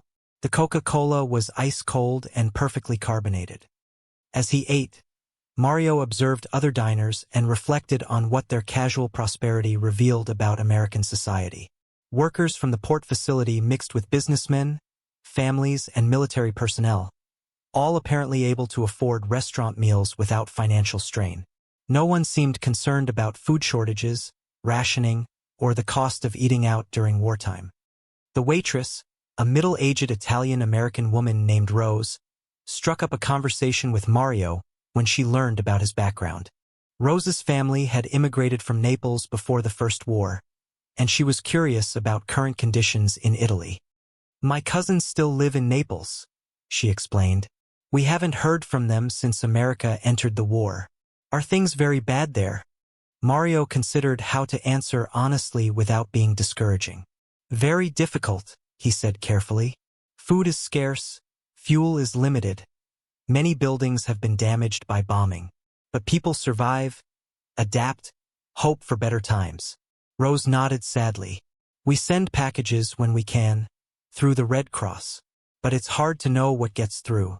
We pray that the war will end soon and things will get back to normal. This conversation illustrated another aspect of American society that differed from European norms. Despite being at war with Italy, Americans maintained personal connections and concern for Italian civilians. The war was viewed as a political conflict, not a cultural or racial struggle requiring the demonization of entire populations.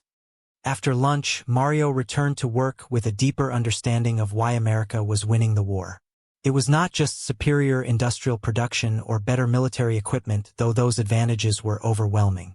It was the strength that came from a society that rewarded merit, encouraged innovation, and maintained optimism about future possibilities. Italy, by contrast, had entered the war as a stratified society with limited social mobility, economic scarcity, and political repression. The war had magnified these weaknesses, creating conditions that made effective resistance impossible. American abundance was not just material, it was psychological, social, and cultural. Hans Muller's work assignments had gradually evolved to include maintenance duties that brought him into contact with American military equipment. As someone who had operated German machinery and weapons, he was able to make direct comparisons between German and American engineering approaches. The differences were revealing in ways that went beyond simple technical specifications. American equipment was designed for mass production, ease of maintenance, and reliable operation under diverse conditions. German equipment, while often technically superior in specific performance characteristics, was more complex, harder to manufacture, and more difficult to maintain in field conditions. These distinctions became clear when Hans was assigned to help maintain the camp's vehicle fleet. American trucks, jeeps, and other vehicles impressed him with their ruggedness and reliability. They were not the most sophisticated vehicles he had seen, but they worked consistently under demanding conditions with minimal maintenance. Simple but effective, Hans observed to Sergeant Anderson, the motor pool supervisor. German vehicles are more, how do you say, elegant? But these American trucks work every day without problems. Anderson laughed. German engineering is famous for precision, but American engineering is famous for getting the job done. We'd rather have equipment that works 90% of the time than equipment that works perfectly 10% of the time. This philosophy was visible throughout American military equipment. Weapons were designed for reliability rather than precision. Communications equipment emphasized clarity over sophistication. Medical equipment focused on portability and durability rather than advanced features. The M1 Garand rifle provided a perfect example. Hans had examined captured American weapons during his service in Afrika and had initially dismissed the Garand as inferior to the German Kar 98K. The Garand was semi-automatic rather than bolt action, but it seemed heavier and more complex than necessary. Experience in America had changed his perspective. The Garand might be heavier than the Kar 98K, but it fired 8 rounds without reloading compared to the German weapon's 5 rounds. It was more complex mechanically, but it was also more effective in sustained combat. Most importantly, it could be manufactured in quantities that German industry could not match. How many Garands do American factories produce each month? Hans asked Sergeant Anderson during one of their conversations. I don't know exact figures, Anderson replied, but I've heard estimates of over 100,000 per month from all manufacturers combined, plus thousands of carbines, submachine guns, machine guns, and other small arms. 100,000 rifles per month. Hans calculated quickly. Over 1 million rifles per year just from American production. This exceeded total German small arms production for the entire war, and America was simultaneously producing for British, Soviet, and other Allied forces. Similar production advantages existed in every category of military equipment. American aircraft production exceeded 8,000 planes per month, compared to German production of roughly 3,000 per month at peak output. American tank production approached 2,000 vehicles per month, while German production struggled to reach 1,000 per month despite using forced labor and working around-the-clock shifts. But beyond simple quantity, Hans was impressed by the quality and consistency of American production. Every piece of equipment he examined showed evidence of careful manufacturing, quality control, and attention to detail. There were no shortcuts, no substituted materials, no evidence of the resource shortages that had plagued German production.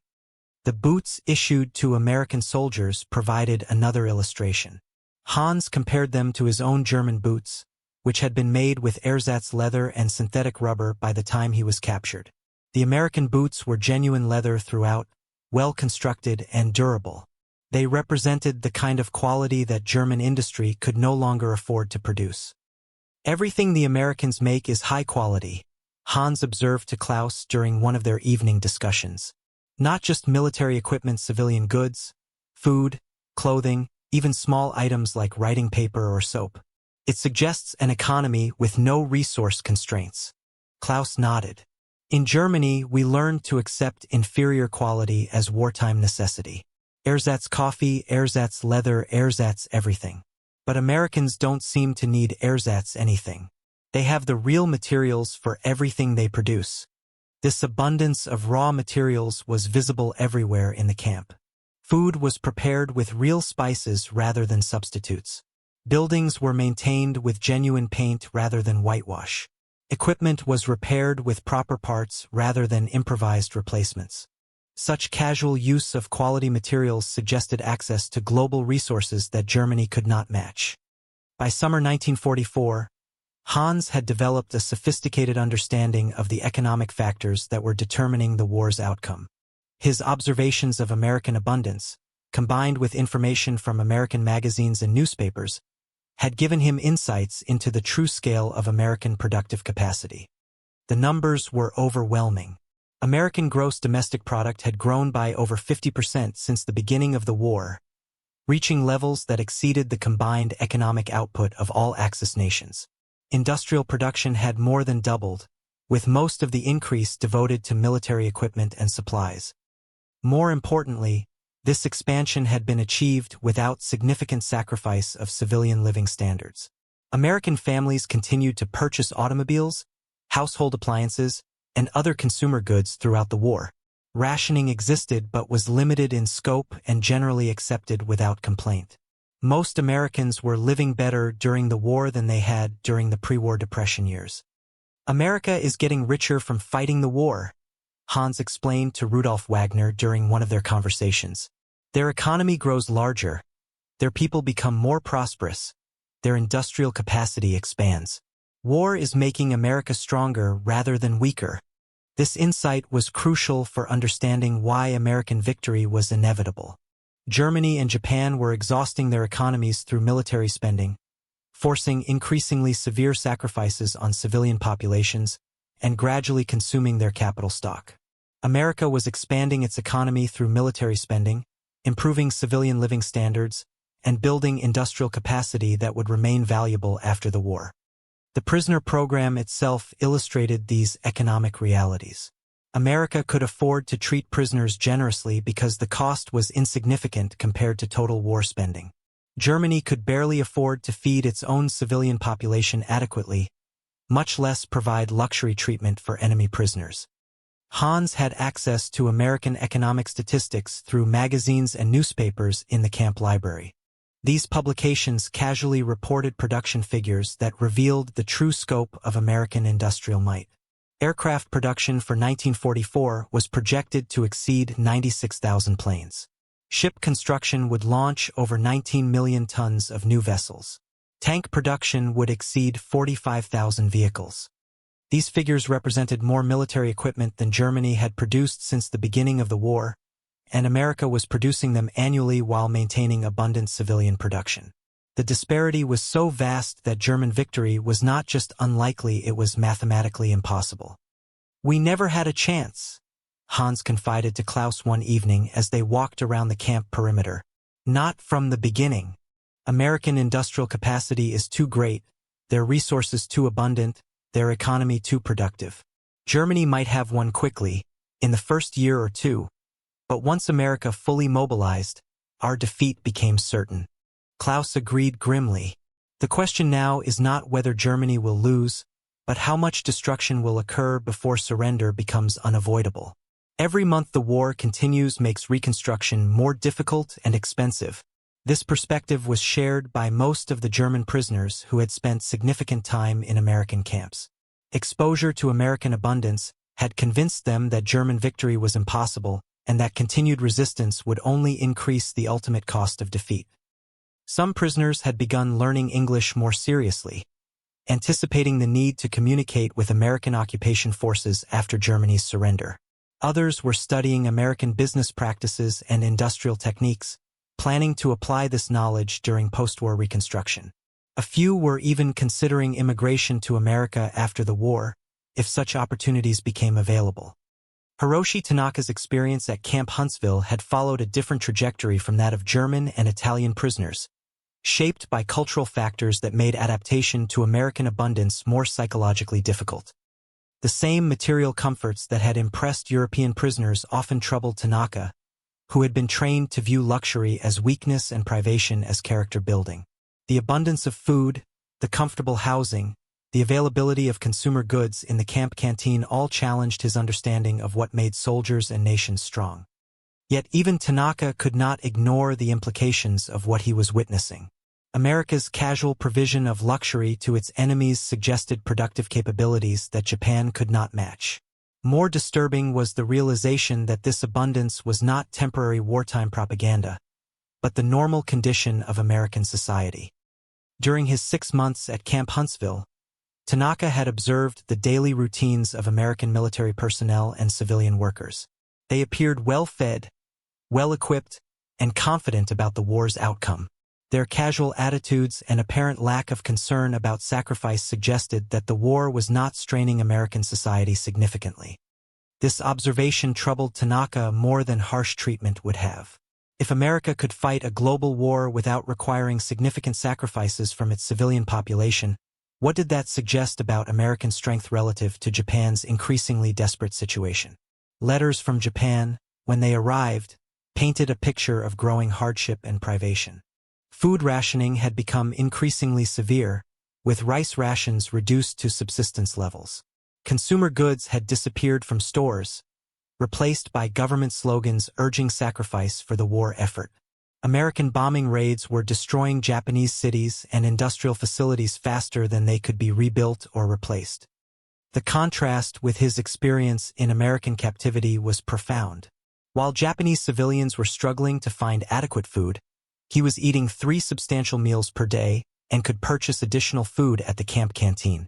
While Japanese workers were laboring under increasingly difficult conditions with inadequate tools and materials, he was working with modern American equipment in comfortable facilities. More troubling were conversations with Sergeant Yoshida, the Nisei interpreter, who provided perspectives on the war that challenged everything Tanaka had been taught about American character and Japanese superiority. Japan cannot win this war, Yoshida told him bluntly during one of their discussions.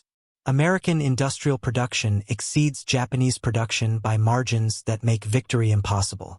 The question is not whether Japan will surrender, but how much destruction will occur before surrender becomes inevitable.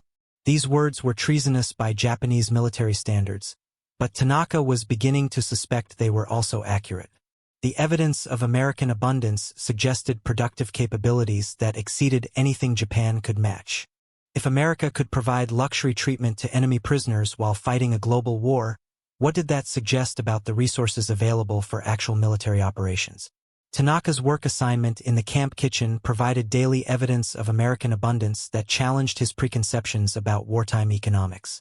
Food deliveries arrived regularly without delays or shortages. Quality was consistently high, with no evidence of the substitutions and rationing that had become common in Japan. Waste was routine, with leftover food discarded rather than carefully preserved for future use. In Japan, every grain of rice is precious, Tanaka explained to Yoshida during one of their conversations. Waste is considered immoral, almost criminal. Here, Americans throw away food that Japanese families would treasure. Different economies, Yoshida replied. Japan has always been resource poor, dependent on imports for survival. Americans have abundant land, favorable climate, advanced technology, efficient transportation. They can afford waste because they produce so much surplus. This conversation highlighted fundamental differences between Japanese and American economic systems that went beyond simple production statistics. Japan's island geography and limited natural resources had created a culture that valued frugality and efficiency out of necessity. America's continental resources and favorable geography had created a culture that could afford abundance and even waste. The implications for military capability were enormous. A nation that could afford to waste food could certainly afford to replace military equipment quickly. A nation that provided luxury goods to enemy prisoners could undoubtedly provide superior equipment to its own forces. A nation whose civilian population lived comfortably during wartime could sustain military operations indefinitely without facing popular unrest. Tanaka began to understand that Japan had been fighting not just American military forces, but the entire American economic system. This system was so productive that it could simultaneously support global military operations, maintain civilian prosperity, and provide generous treatment to enemy prisoners. Japan's economy, by contrast, was increasingly strained by military demands and could barely support continued resistance.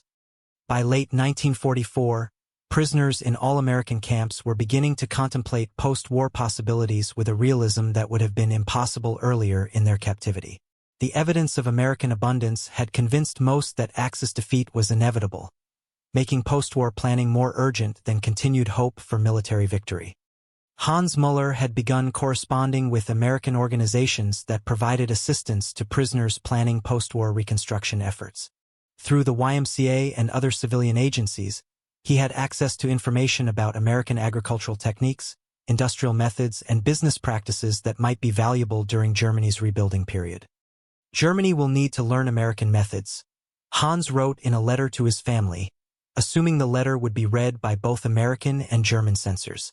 Their industrial efficiency, their organizational techniques, their approach to mass production all will be essential for reconstruction. Time spent here is not wasted if we learn how Americans achieve such productivity. This perspective was encouraged by American officials, who hoped that returning prisoners would become advocates for pro-American policies and democratic reforms. Prisoner education programs included courses on American government, industrial management, and economic principles, presented as practical knowledge rather than political indoctrination. Captain Morrison, who commanded Hans's camp, had developed a sophisticated understanding of how prisoner treatment could influence post-war developments. Rather than simply warehousing enemy soldiers, he viewed the prisoner program as an investment in future German-American relations. These prisoners will return to Germany with first-hand knowledge of American society and capabilities, Morrison explained to his staff during a planning meeting. They've seen American abundance, experienced American fairness, and learned American methods. They'll be valuable allies in building a democratic, pro-Western Germany after the war. This strategy required careful balance between generous treatment and security requirements. Prisoners had to be impressed by American abundance without being given access to sensitive military information. They had to be treated fairly without compromising discipline and order. They had to be educated about American values without feeling subjected to crude propaganda. Mario Benedetti was experiencing similar programs in the Italian service units, but with greater freedom and responsibility due to Italy's changed status in the war. His work at the port of embarkation had evolved into quasi-civilian employment, with salary, housing, and benefits that approximated those of American workers. "I'm saving money to bring my family to America after the war," Mario confided to his roommate Antonio. "If immigration is possible, this country offers opportunities that will never exist in Italy. Better jobs, better education for children, better prospects for advancement." This aspiration was shared by many Italian service unit members who had experienced American society directly rather than simply observing it from prisoner camps. They had worked alongside American civilians, lived in American communities, and participated in American economic life. The experience had convinced many that immigration to America would provide better prospects than returning to war-damaged Italy. American immigration policy after the war remained uncertain, but officials were already discussing how to handle requests from former prisoners who wanted to remain in the United States. Some viewed such immigration as a useful way to attract skilled workers and pro-American advocates. Others worried about security implications of accepting former enemy soldiers as permanent residents. Hiroshi Tanaka faced different challenges in contemplating post-war possibilities. As a Japanese prisoner, his options were limited by racial prejudice and security concerns that did not affect European prisoners. American immigration law severely restricted Asian immigration, and wartime hostility toward Japanese made special exceptions unlikely. Moreover, Tanaka's cultural background made adaptation to American society more difficult than it was for Europeans. Language barriers, religious differences, and social customs created obstacles that German and Italian prisoners did not face. Even if immigration opportunities existed, Tanaka was uncertain whether he could successfully adapt to American life. Japan will be destroyed by the time this war ends, Tanaka told Sergeant Yoshida during one of their conversations. Cities bombed, industries ruined, people starving. Reconstruction will take many years, perhaps decades. But I cannot imagine living permanently in America. Too different, too foreign. Yoshida understood these concerns from his own experience as a Japanese American. Despite being born and raised in the United States, he still faced discrimination and suspicion from some Americans. For someone like Tanaka, with limited English and no family connections in America, successful immigration would be extremely difficult even if legal barriers were removed. By spring 1945, as news of German military collapse reached American prisoner camps, Hans Müller had achieved a complete transformation of his understanding about the war, about America, and about the future prospects for his homeland. The evidence of American abundance had convinced him that German defeat had been inevitable from the moment America entered the war. The disparity in productive capacity was so vast that no amount of German military skill or determination could have overcome it. America's economy was simply too large, too efficient, and too well supplied with resources for Germany to match. More importantly, Hans had come to understand that American strength was not just material but systemic.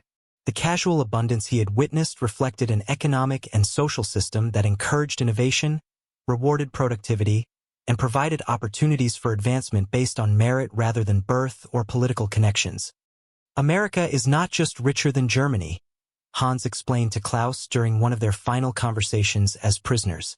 America is organized differently. Their system produces abundance naturally, while our system required constant effort just to maintain adequacy. That difference made victory impossible from the beginning. This insight went beyond simple economic comparisons to encompass fundamental questions about social organization and political systems. American democracy, which Nazi propaganda had portrayed as weak and chaotic, had proven more effective at mobilizing resources and maintaining popular support than German authoritarianism. The casual way Americans treated their prisoners with fairness rather than brutality, abundance rather than scarcity, opportunity rather than oppression reflected confidence in their system's superiority. They did not need to be cruel to enemies because they were secure in their own strength. As preparations began for prisoner repatriation, Hans faced the challenge of returning to a Germany that would be occupied, damaged, and forced to rebuild from the ground up. But his experience in American captivity had provided him with valuable knowledge about the methods and attitudes that would be essential for successful reconstruction. We must learn to think like Americans, Hans told his fellow prisoners during their final weeks in camp. Not to become Americans, but to understand what makes their system so productive. Organization, efficiency, merit-based advancement, innovation, optimism about the future, these will be essential for rebuilding Germany. This perspective was shared by thousands of German prisoners who had spent years in American camps observing American methods and experiencing American abundance. They would return to Germany as unofficial ambassadors of American values and techniques, contributing to the cultural transformation that would make West Germany into a democratic, prosperous ally of the United States. Mario Benedetti faced different but related challenges as he prepared for repatriation to Italy. His experience in the Italian service units had provided him with technical skills and knowledge of American business practices that would be valuable during Italy's reconstruction, but it had also given him a vision of possibilities that might not be available in post-war Italy. "I have learned American methods of organization and production," Mario wrote in a final letter to his family. "These techniques will be valuable for rebuilding Italian industry and infrastructure. But I have also learned American attitudes about opportunity and advancement that may be more difficult to apply in the old society." The tension between American possibilities and European realities would challenge many returning prisoners as they attempted to apply their newfound knowledge in societies that had been damaged by war and might be resistant to change. Hiroshi Tanaka faced the most difficult transition of all. As he prepared for repatriation to Japan, he carried with him the knowledge that Japanese military culture and economic organization had been fundamentally inadequate for competing with American power. This knowledge would be valuable for understanding Japan's defeat, but it might also be dangerous in a society that was struggling to come to terms with the collapse of its military mythology. The process of prisoner repatriation began in May 1945 and continued for over a year as American authorities worked to return hundreds of thousands of enemy soldiers to their home countries. For most prisoners, repatriation was welcome news, but it was also accompanied by anxiety about conditions in their war-damaged homelands and uncertainty about their future prospects. Hans Müller boarded a Liberty ship in New York Harbor on a gray morning in October 1945, bound for Bremen and an uncertain future in occupied Germany. As the ship pulled away from the dock, he stood on deck watching the American skyline recede in the distance, reflecting on the 2.5 years that had transformed his understanding of the world. The America he was leaving bore no resemblance to the weak, decadent nation that Nazi propaganda had described. Instead, he had encountered a country whose productive capacity exceeded his most optimistic pre-war estimates, and whose social system provided opportunities for advancement that were unavailable in the rigid hierarchies of European society. More importantly, Hans carried with him practical knowledge about American methods of organization, production, and management that would be valuable during Germany's reconstruction. He had learned English, studied American business practices, and observed firsthand how American abundance was created and maintained. This knowledge would make him a valuable participant in building the new Germany that would emerge from occupation. The ship that carried him home was itself a symbol of American productive supremacy.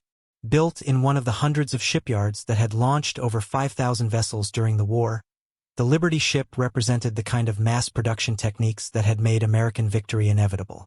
Hans understood now that Germany's defeat had been determined not on battlefields but in factories, not by military strategy but by economic capacity. As Germany's coastline appeared on the horizon, Hans prepared himself for the challenges that lay ahead.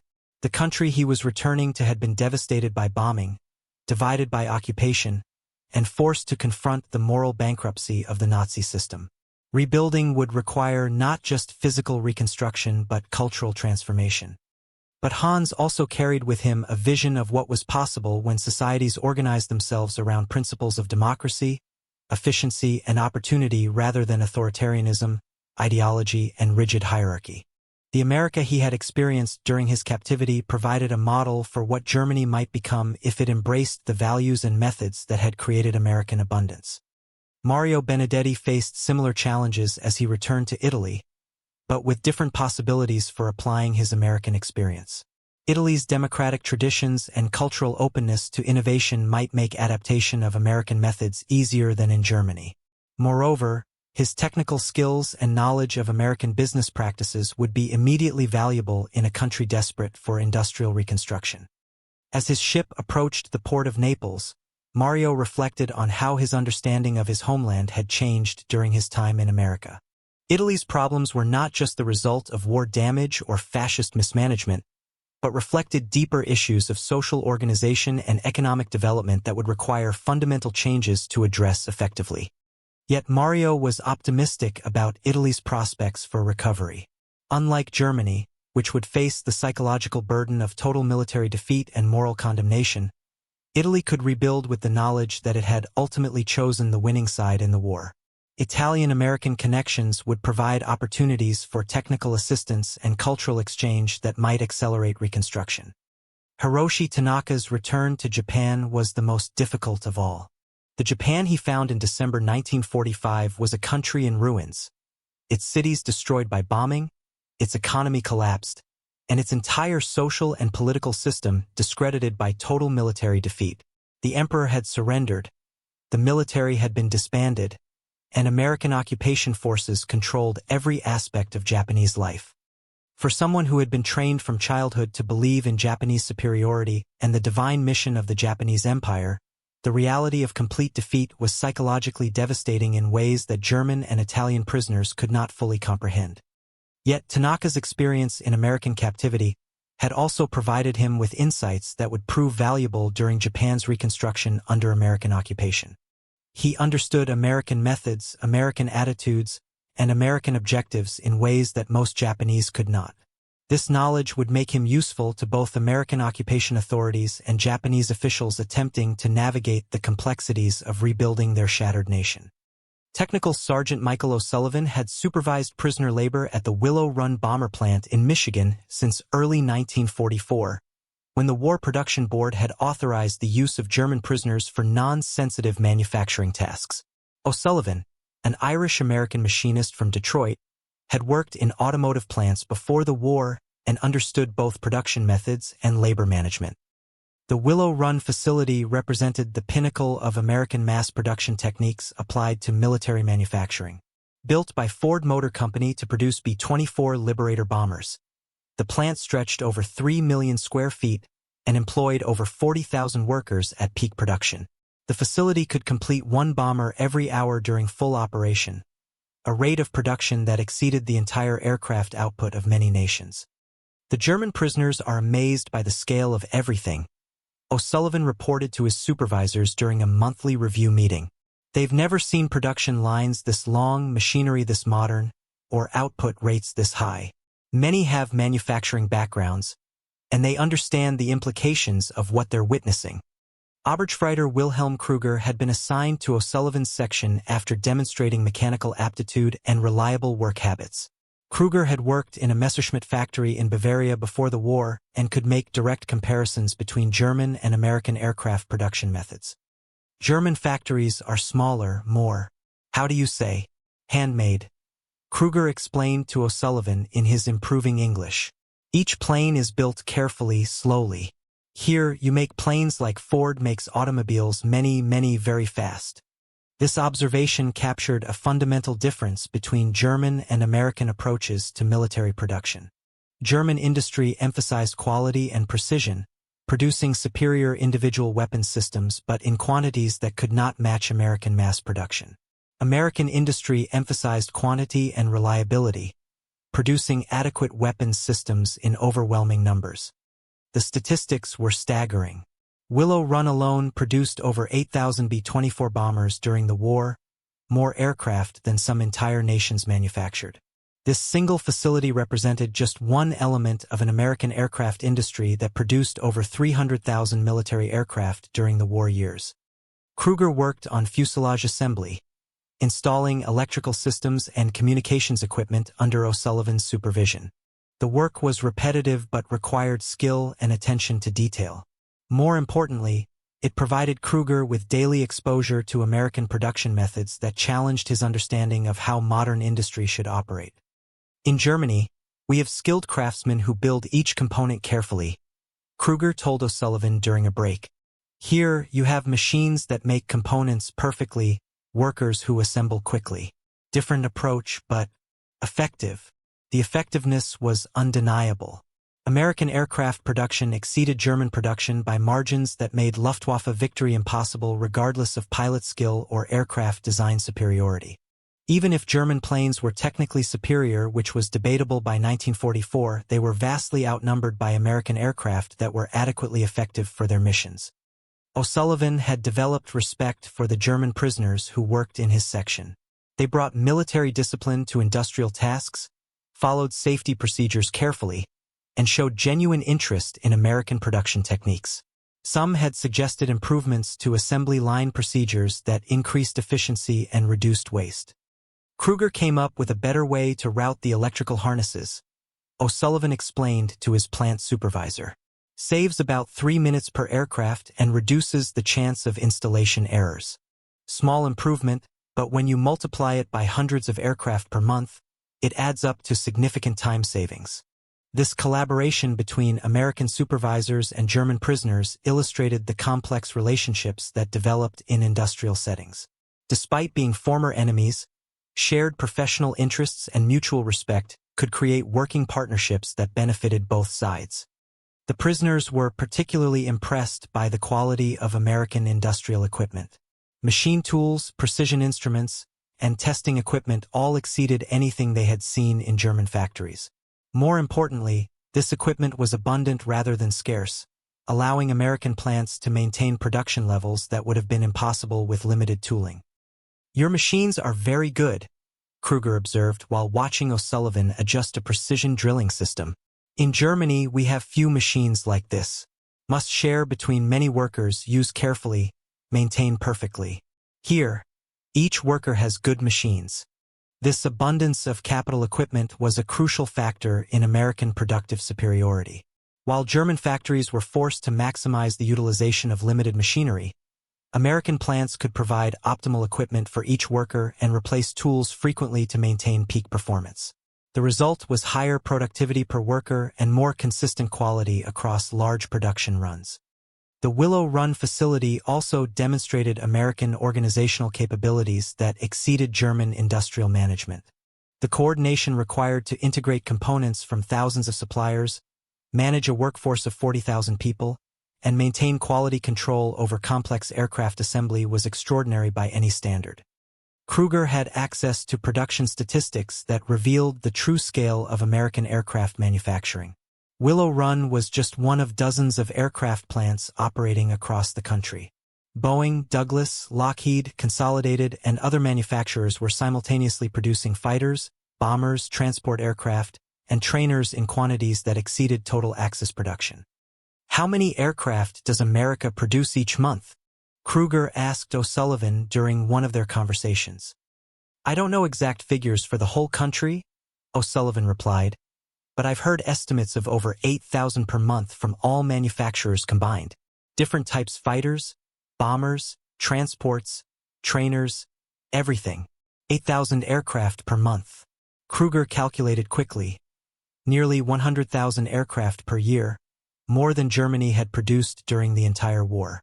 This single category of equipment illustrated the hopelessness of Germany's strategic position once American industry reached full mobilization. More disturbing was the realization that aircraft production represented just one element of American military manufacturing.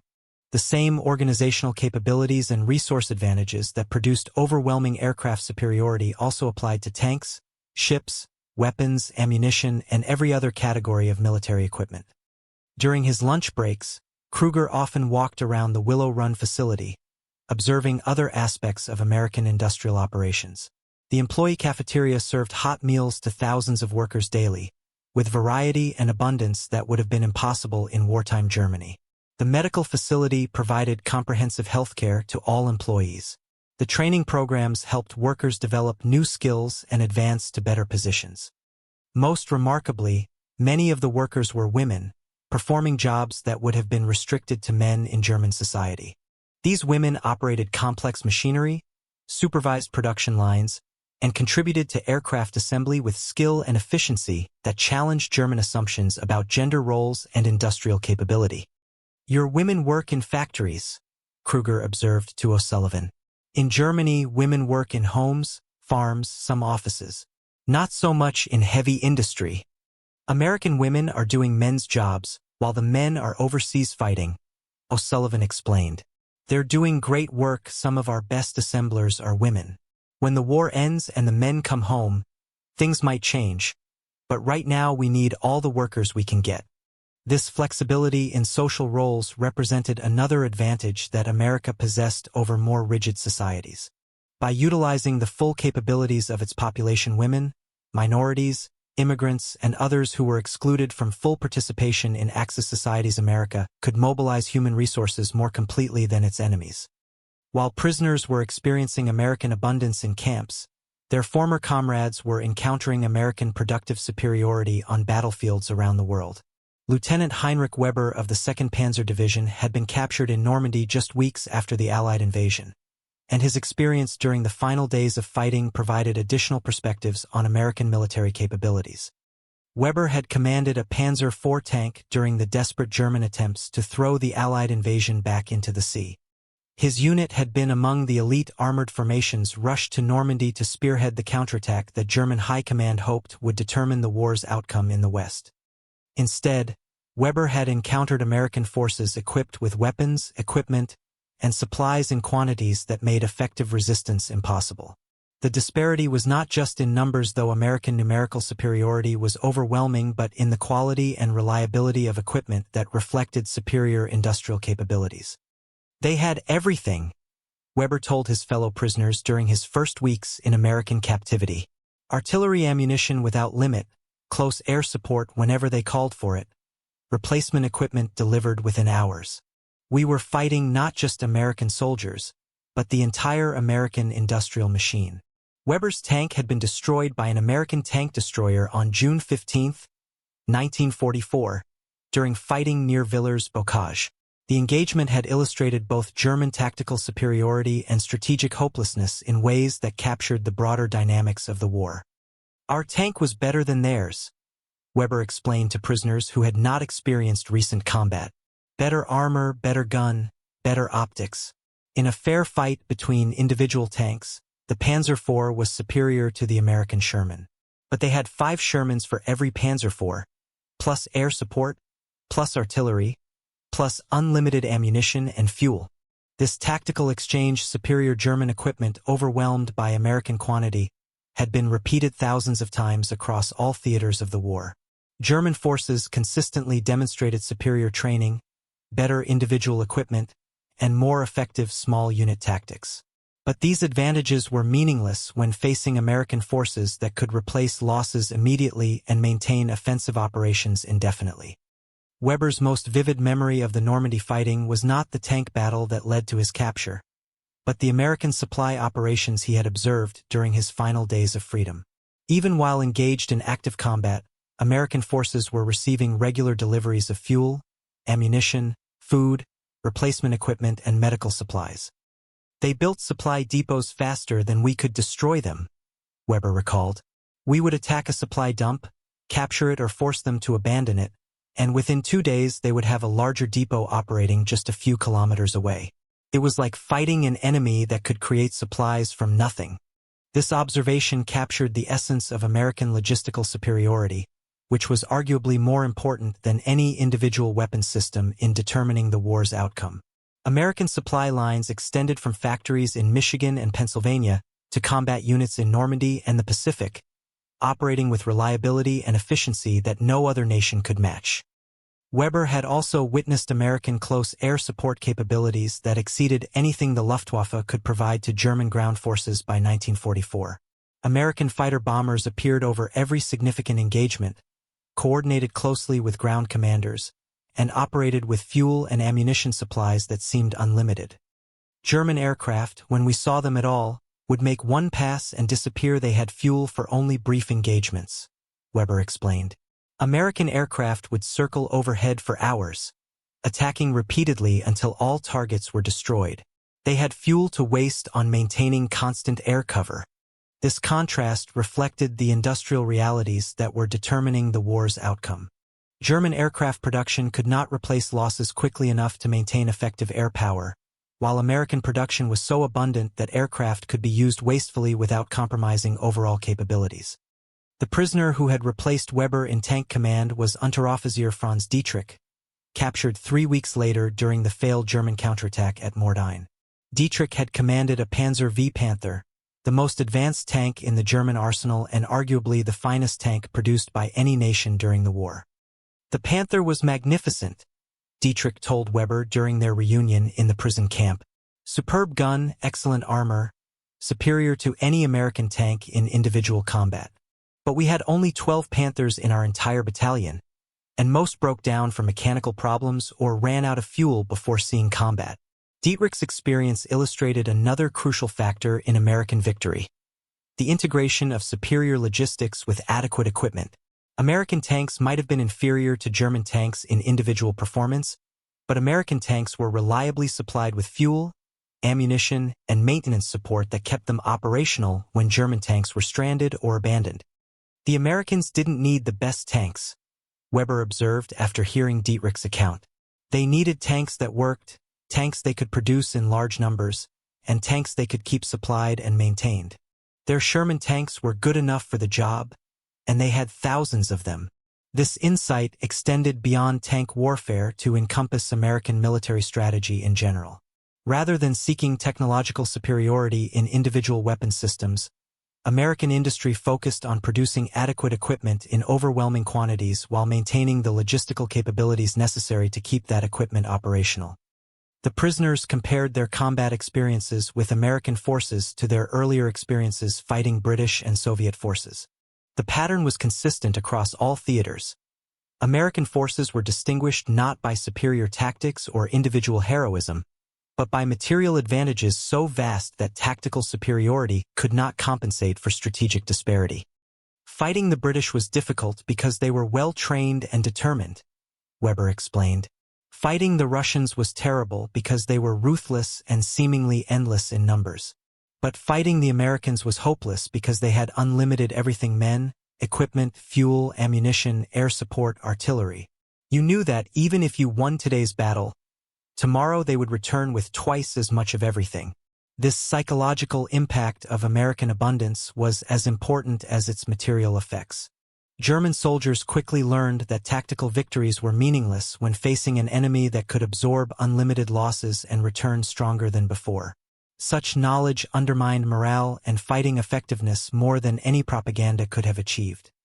At the Fiat plant in Turin, which had been converted to produce equipment for Allied forces after Italy's surrender, former Italian prisoner Giuseppe Romano had returned from American captivity to work as a liaison between Italian workers and American technical advisors. His experience in the Italian service units had provided him with knowledge of American production methods that proved valuable in converting Italian industry to Allied support. Romano had been captured in Tunisia in May 1943 and had spent 18 months in American camps and Italian service units before returning to Italy in early 1945. His technical background and fluency in English made him valuable for managing the complex process of transitioning Italian industry from Axis to Allied production. The conversion process revealed stark differences between Axis and Allied approaches to industrial organization that went beyond simple resource availability. American advisors brought organizational methods and quality control standards that Italian industry had never implemented, even during peacetime operations. The Americans organize everything systematically, Romano explained to his Italian colleagues during a training session. Every process is documented. Every worker is trained to specific standards. Every component is tested before assembly. It's more complex than our traditional methods, but it produces better results with less waste. The Fiat plant had been severely damaged by Allied bombing during 1943 and 1944, but American engineers were directing reconstruction efforts that would leave the facility more modern and efficient than it had been before the war. New machinery, improved power systems, and updated production lines were being installed using American equipment and technical expertise. Major Robert Harrison, the American engineering officer overseeing the conversion project, had extensive experience with industrial management in the United States before the war. Harrison understood both American production methods and the challenges of adapting those methods to different cultural and technical contexts. Italian workers are skilled and motivated, Harrison reported to his superiors, but they've been operating with outdated equipment and inefficient procedures. With proper training and modern machinery, this plant could achieve productivity levels comparable to American facilities. The conversion process required not just new equipment but new attitudes toward quality control, worker training, and production planning. Italian industry had traditionally emphasized individual craftsmanship and flexible adaptation to changing requirements. American methods emphasize standardization, systematic procedures, and consistent quality across large production runs. Romano found himself translating not just language but entire approaches to industrial organization. Italian workers who had been accustomed to making individual judgments about quality and procedures had to learn to follow systematic protocols that ensured consistency but reduced individual discretion. It's not better or worse than our traditional methods, Romano explained to workers who were struggling with American quality control procedures. It's different. Our way produces excellent individual products. Their way produces good products in large quantities with reliable consistency. For supporting a war effort, their way is more effective. The plant was being converted to produce trucks for Allied operations in Italy and the continuing war in the Pacific. American specifications required precision and consistency that exceeded Italian automotive industry standards, but provided opportunities for Italian workers to learn advanced manufacturing techniques that would be valuable during post-war reconstruction. The American technical advisors were impressed by Italian worker capabilities once appropriate training was provided. Italian engineers and skilled workers demonstrated creativity and problem-solving abilities that compared favorably with their American counterparts. The main differences were in systematic organization and resource availability rather than basic competence. These Italian workers are as good as any we have in American plants, Harrison told Romano during one of their planning meetings. They just need modern equipment and systematic training. Given proper resources, Italian industry could compete with anyone in the world. This observation reflected a crucial insight about the factors that had determined Axis defeat. The war had not been lost because of inferior human capabilities, but because of inferior resource bases and organizational systems. German, Italian, and Japanese workers were as capable as American workers, but they had been operating with inadequate equipment, insufficient materials, and less efficient organizational methods. Romano was documenting these differences for future reference, understanding that the knowledge gained during conversion to Allied production would be essential during Italy's post-war reconstruction. American methods might not be perfectly suited to Italian conditions, but they represented proven approaches to achieving high productivity and quality consistency. The converted Fiat plant began production in March 1945, producing trucks at rates that exceeded the facility's previous output during its best pre-war years. Quality levels met American specifications consistently, and worker satisfaction was high despite the challenges of adapting to new procedures. We're producing better trucks, faster, with fewer defects than ever before, Romano reported to Harrison during their final review meeting. The American methods work, and our workers have learned techniques that will be valuable for years to come. This success was repeated at industrial facilities throughout liberated Italy as American technical assistants helped convert former Axis production to Allied support. The process demonstrated that productive superiority was not inherent in national character, but resulted from systematic application of effective organizational methods supported by adequate resources. While American prisoners were experiencing abundance in enemy camps and Axis prisoners were learning American production methods, the Japanese home islands were struggling with increasingly severe shortages that revealed the true extent of America's economic advantages over its enemies. Warrant Officer Kenji Nakamura had been responsible for aircraft production at the Nakajima factory near Tokyo throughout 1944 and into 1945. His experience managing declining production capabilities while facing increasing American bombing provided stark contrast to the abundance that Japanese prisoners were witnessing in American camps.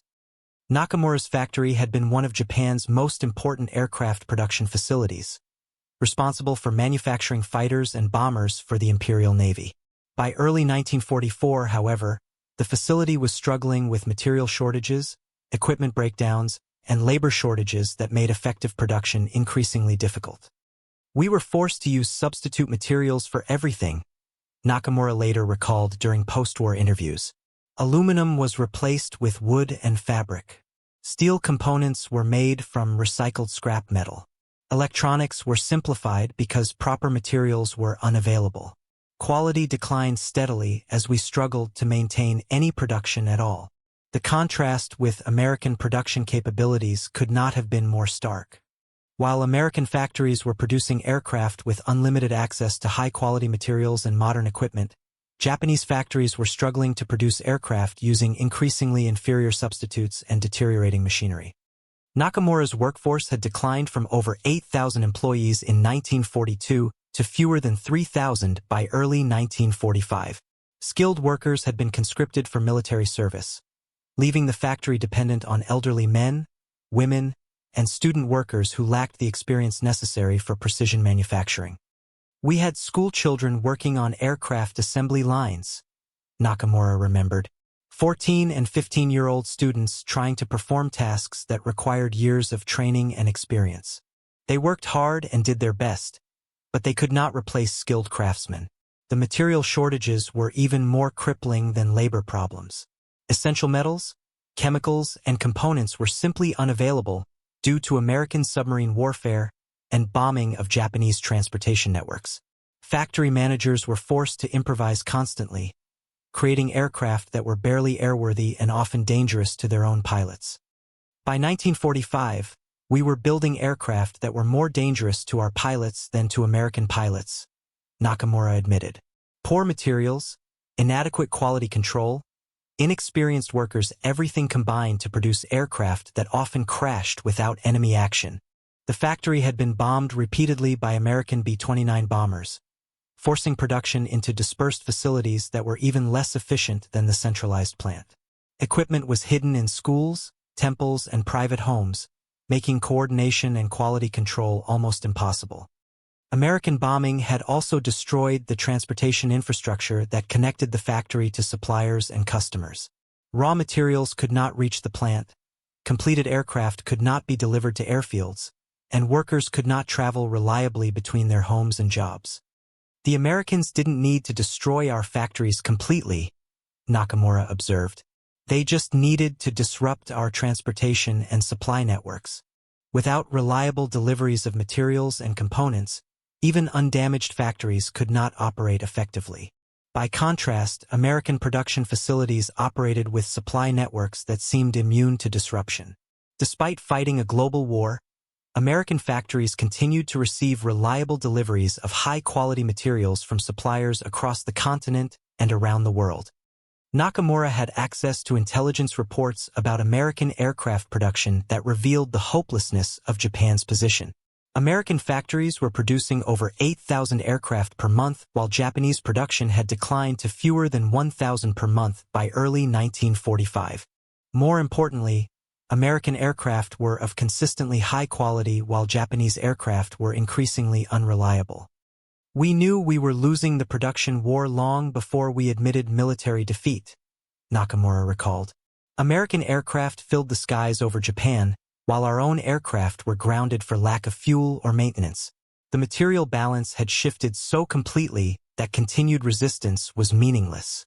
The final collapse of Japanese aircraft production came in March 1945 when American bombing destroyed the remaining centralized facilities and disrupted the supply networks that supported dispersed production. By April, Japanese aircraft production had essentially ceased, leaving the home islands defenseless against American air attack. We had run out of everything, Nakamura remembered. No materials, no fuel, no transportation, no experienced workers. The factory was still operating in theory, but producing nothing of value. We were going through the motions of production while knowing that the war was already lost. At the War Production Board in Washington, D.C., economist Dr. Robert McNamara was analyzing production statistics that revealed the true scale of American industrial mobilization and its decisive impact on the war's outcome.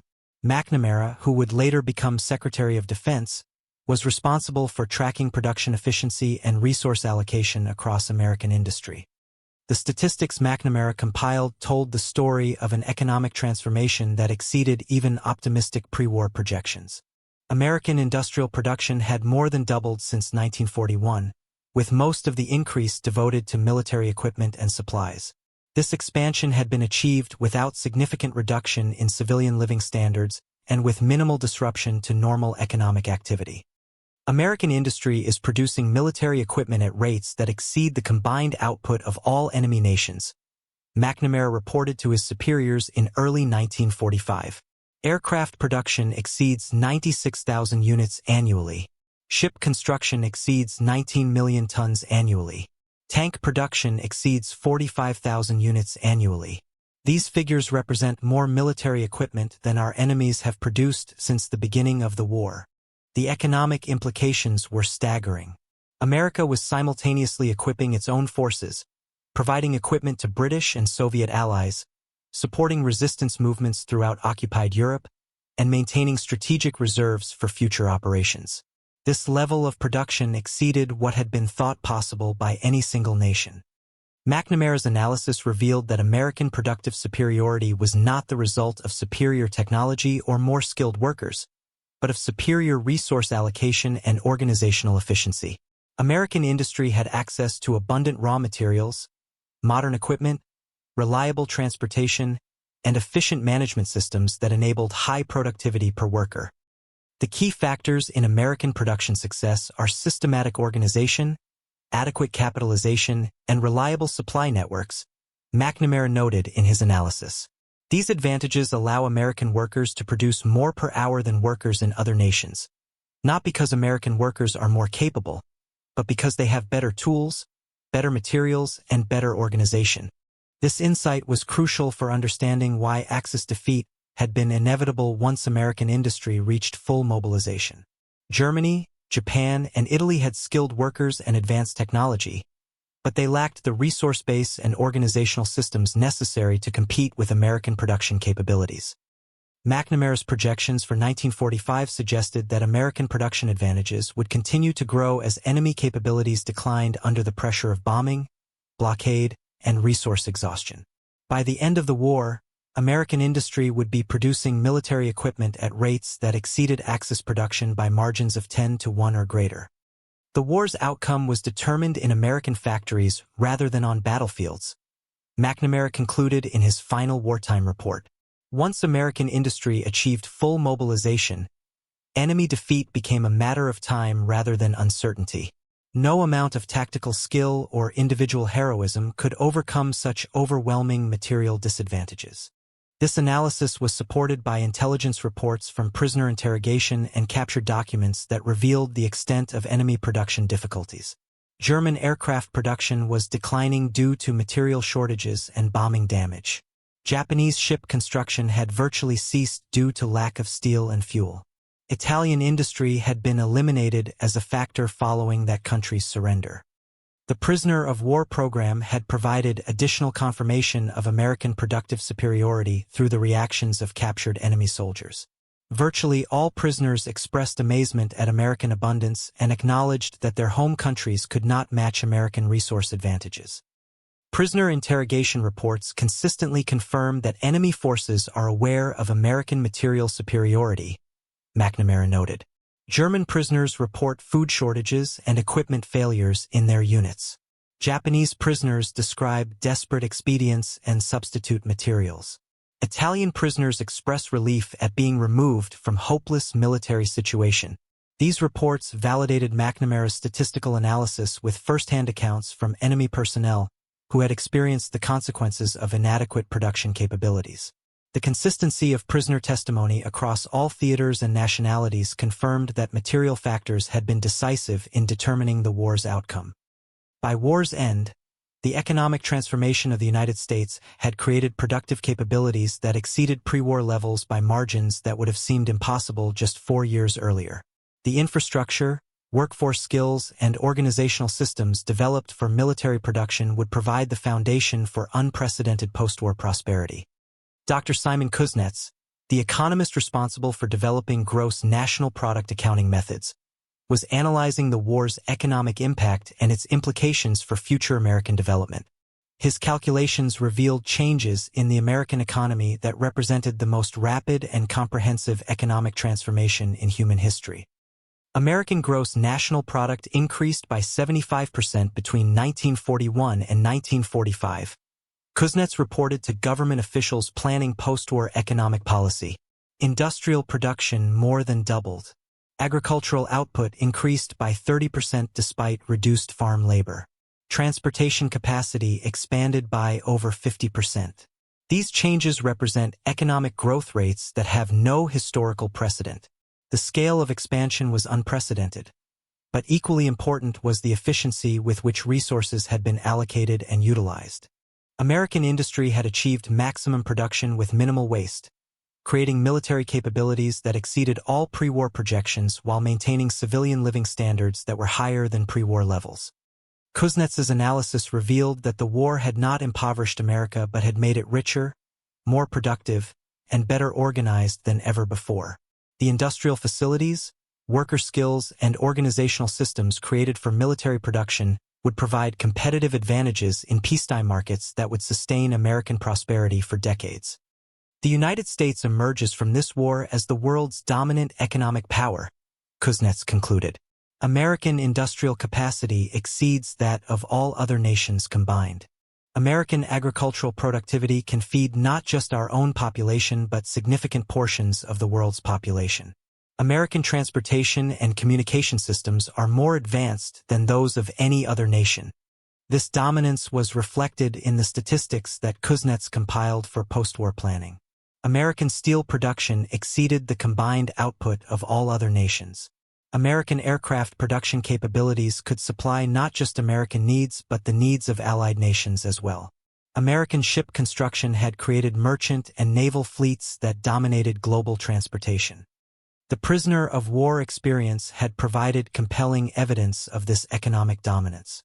Enemy soldiers who had expected harsh treatment as prisoners had instead encountered abundance that exceeded what their own countries could provide to civilian populations. This experience had convinced many prisoners that American victory had been inevitable from the beginning. Returning prisoners will carry with them first-hand knowledge of American productive capabilities, Kuznets noted. They have seen American abundance, experienced American efficiency, and learned American methods. This knowledge will influence post-war developments in ways that military victory alone could not achieve. The economic lessons learned during the war would also influence American post-war policy. The success of systematic organization, adequate resource allocation, and efficient management had demonstrated principles that could be applied to peacetime challenges such as infrastructure development, education, and social welfare. American wartime economic performance has validated systematic approaches to large-scale organization and resource management, Kuznets observed. These methods can be adapted to address peacetime challenges such as housing, education, healthcare, and economic development in ways that will maintain American prosperity and extend its benefits to all citizens.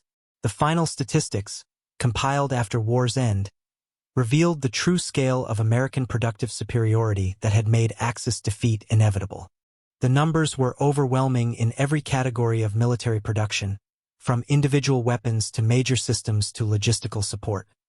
American aircraft production totaled over 296,000 military aircraft during the war years, compared to German production of approximately 120,000 aircraft and Japanese production of roughly 76,000 aircraft.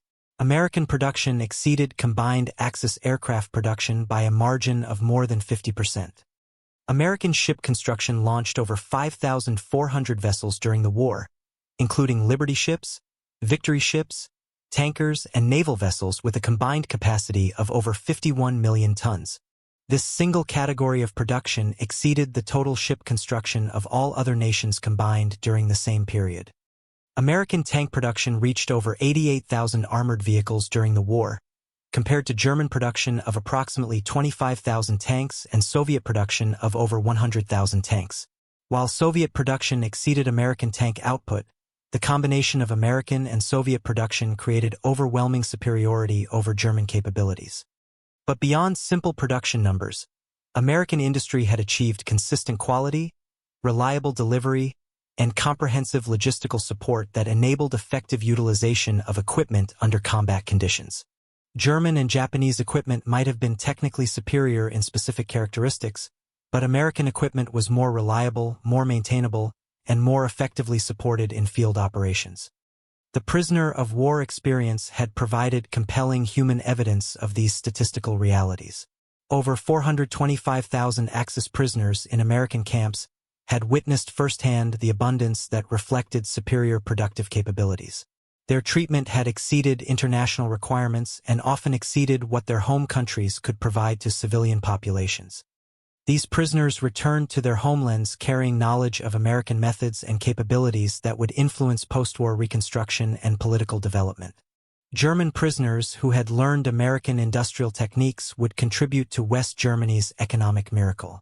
Italian prisoners who had experienced American democracy would support Italy's post-war democratic development. Even Japanese prisoners, despite cultural barriers, would contribute to Japan's transformation under American occupation. The abundance that had shocked prisoners during their first days in American camps had been real, sustainable, and representative of systematic advantages that had made American victory inevitable.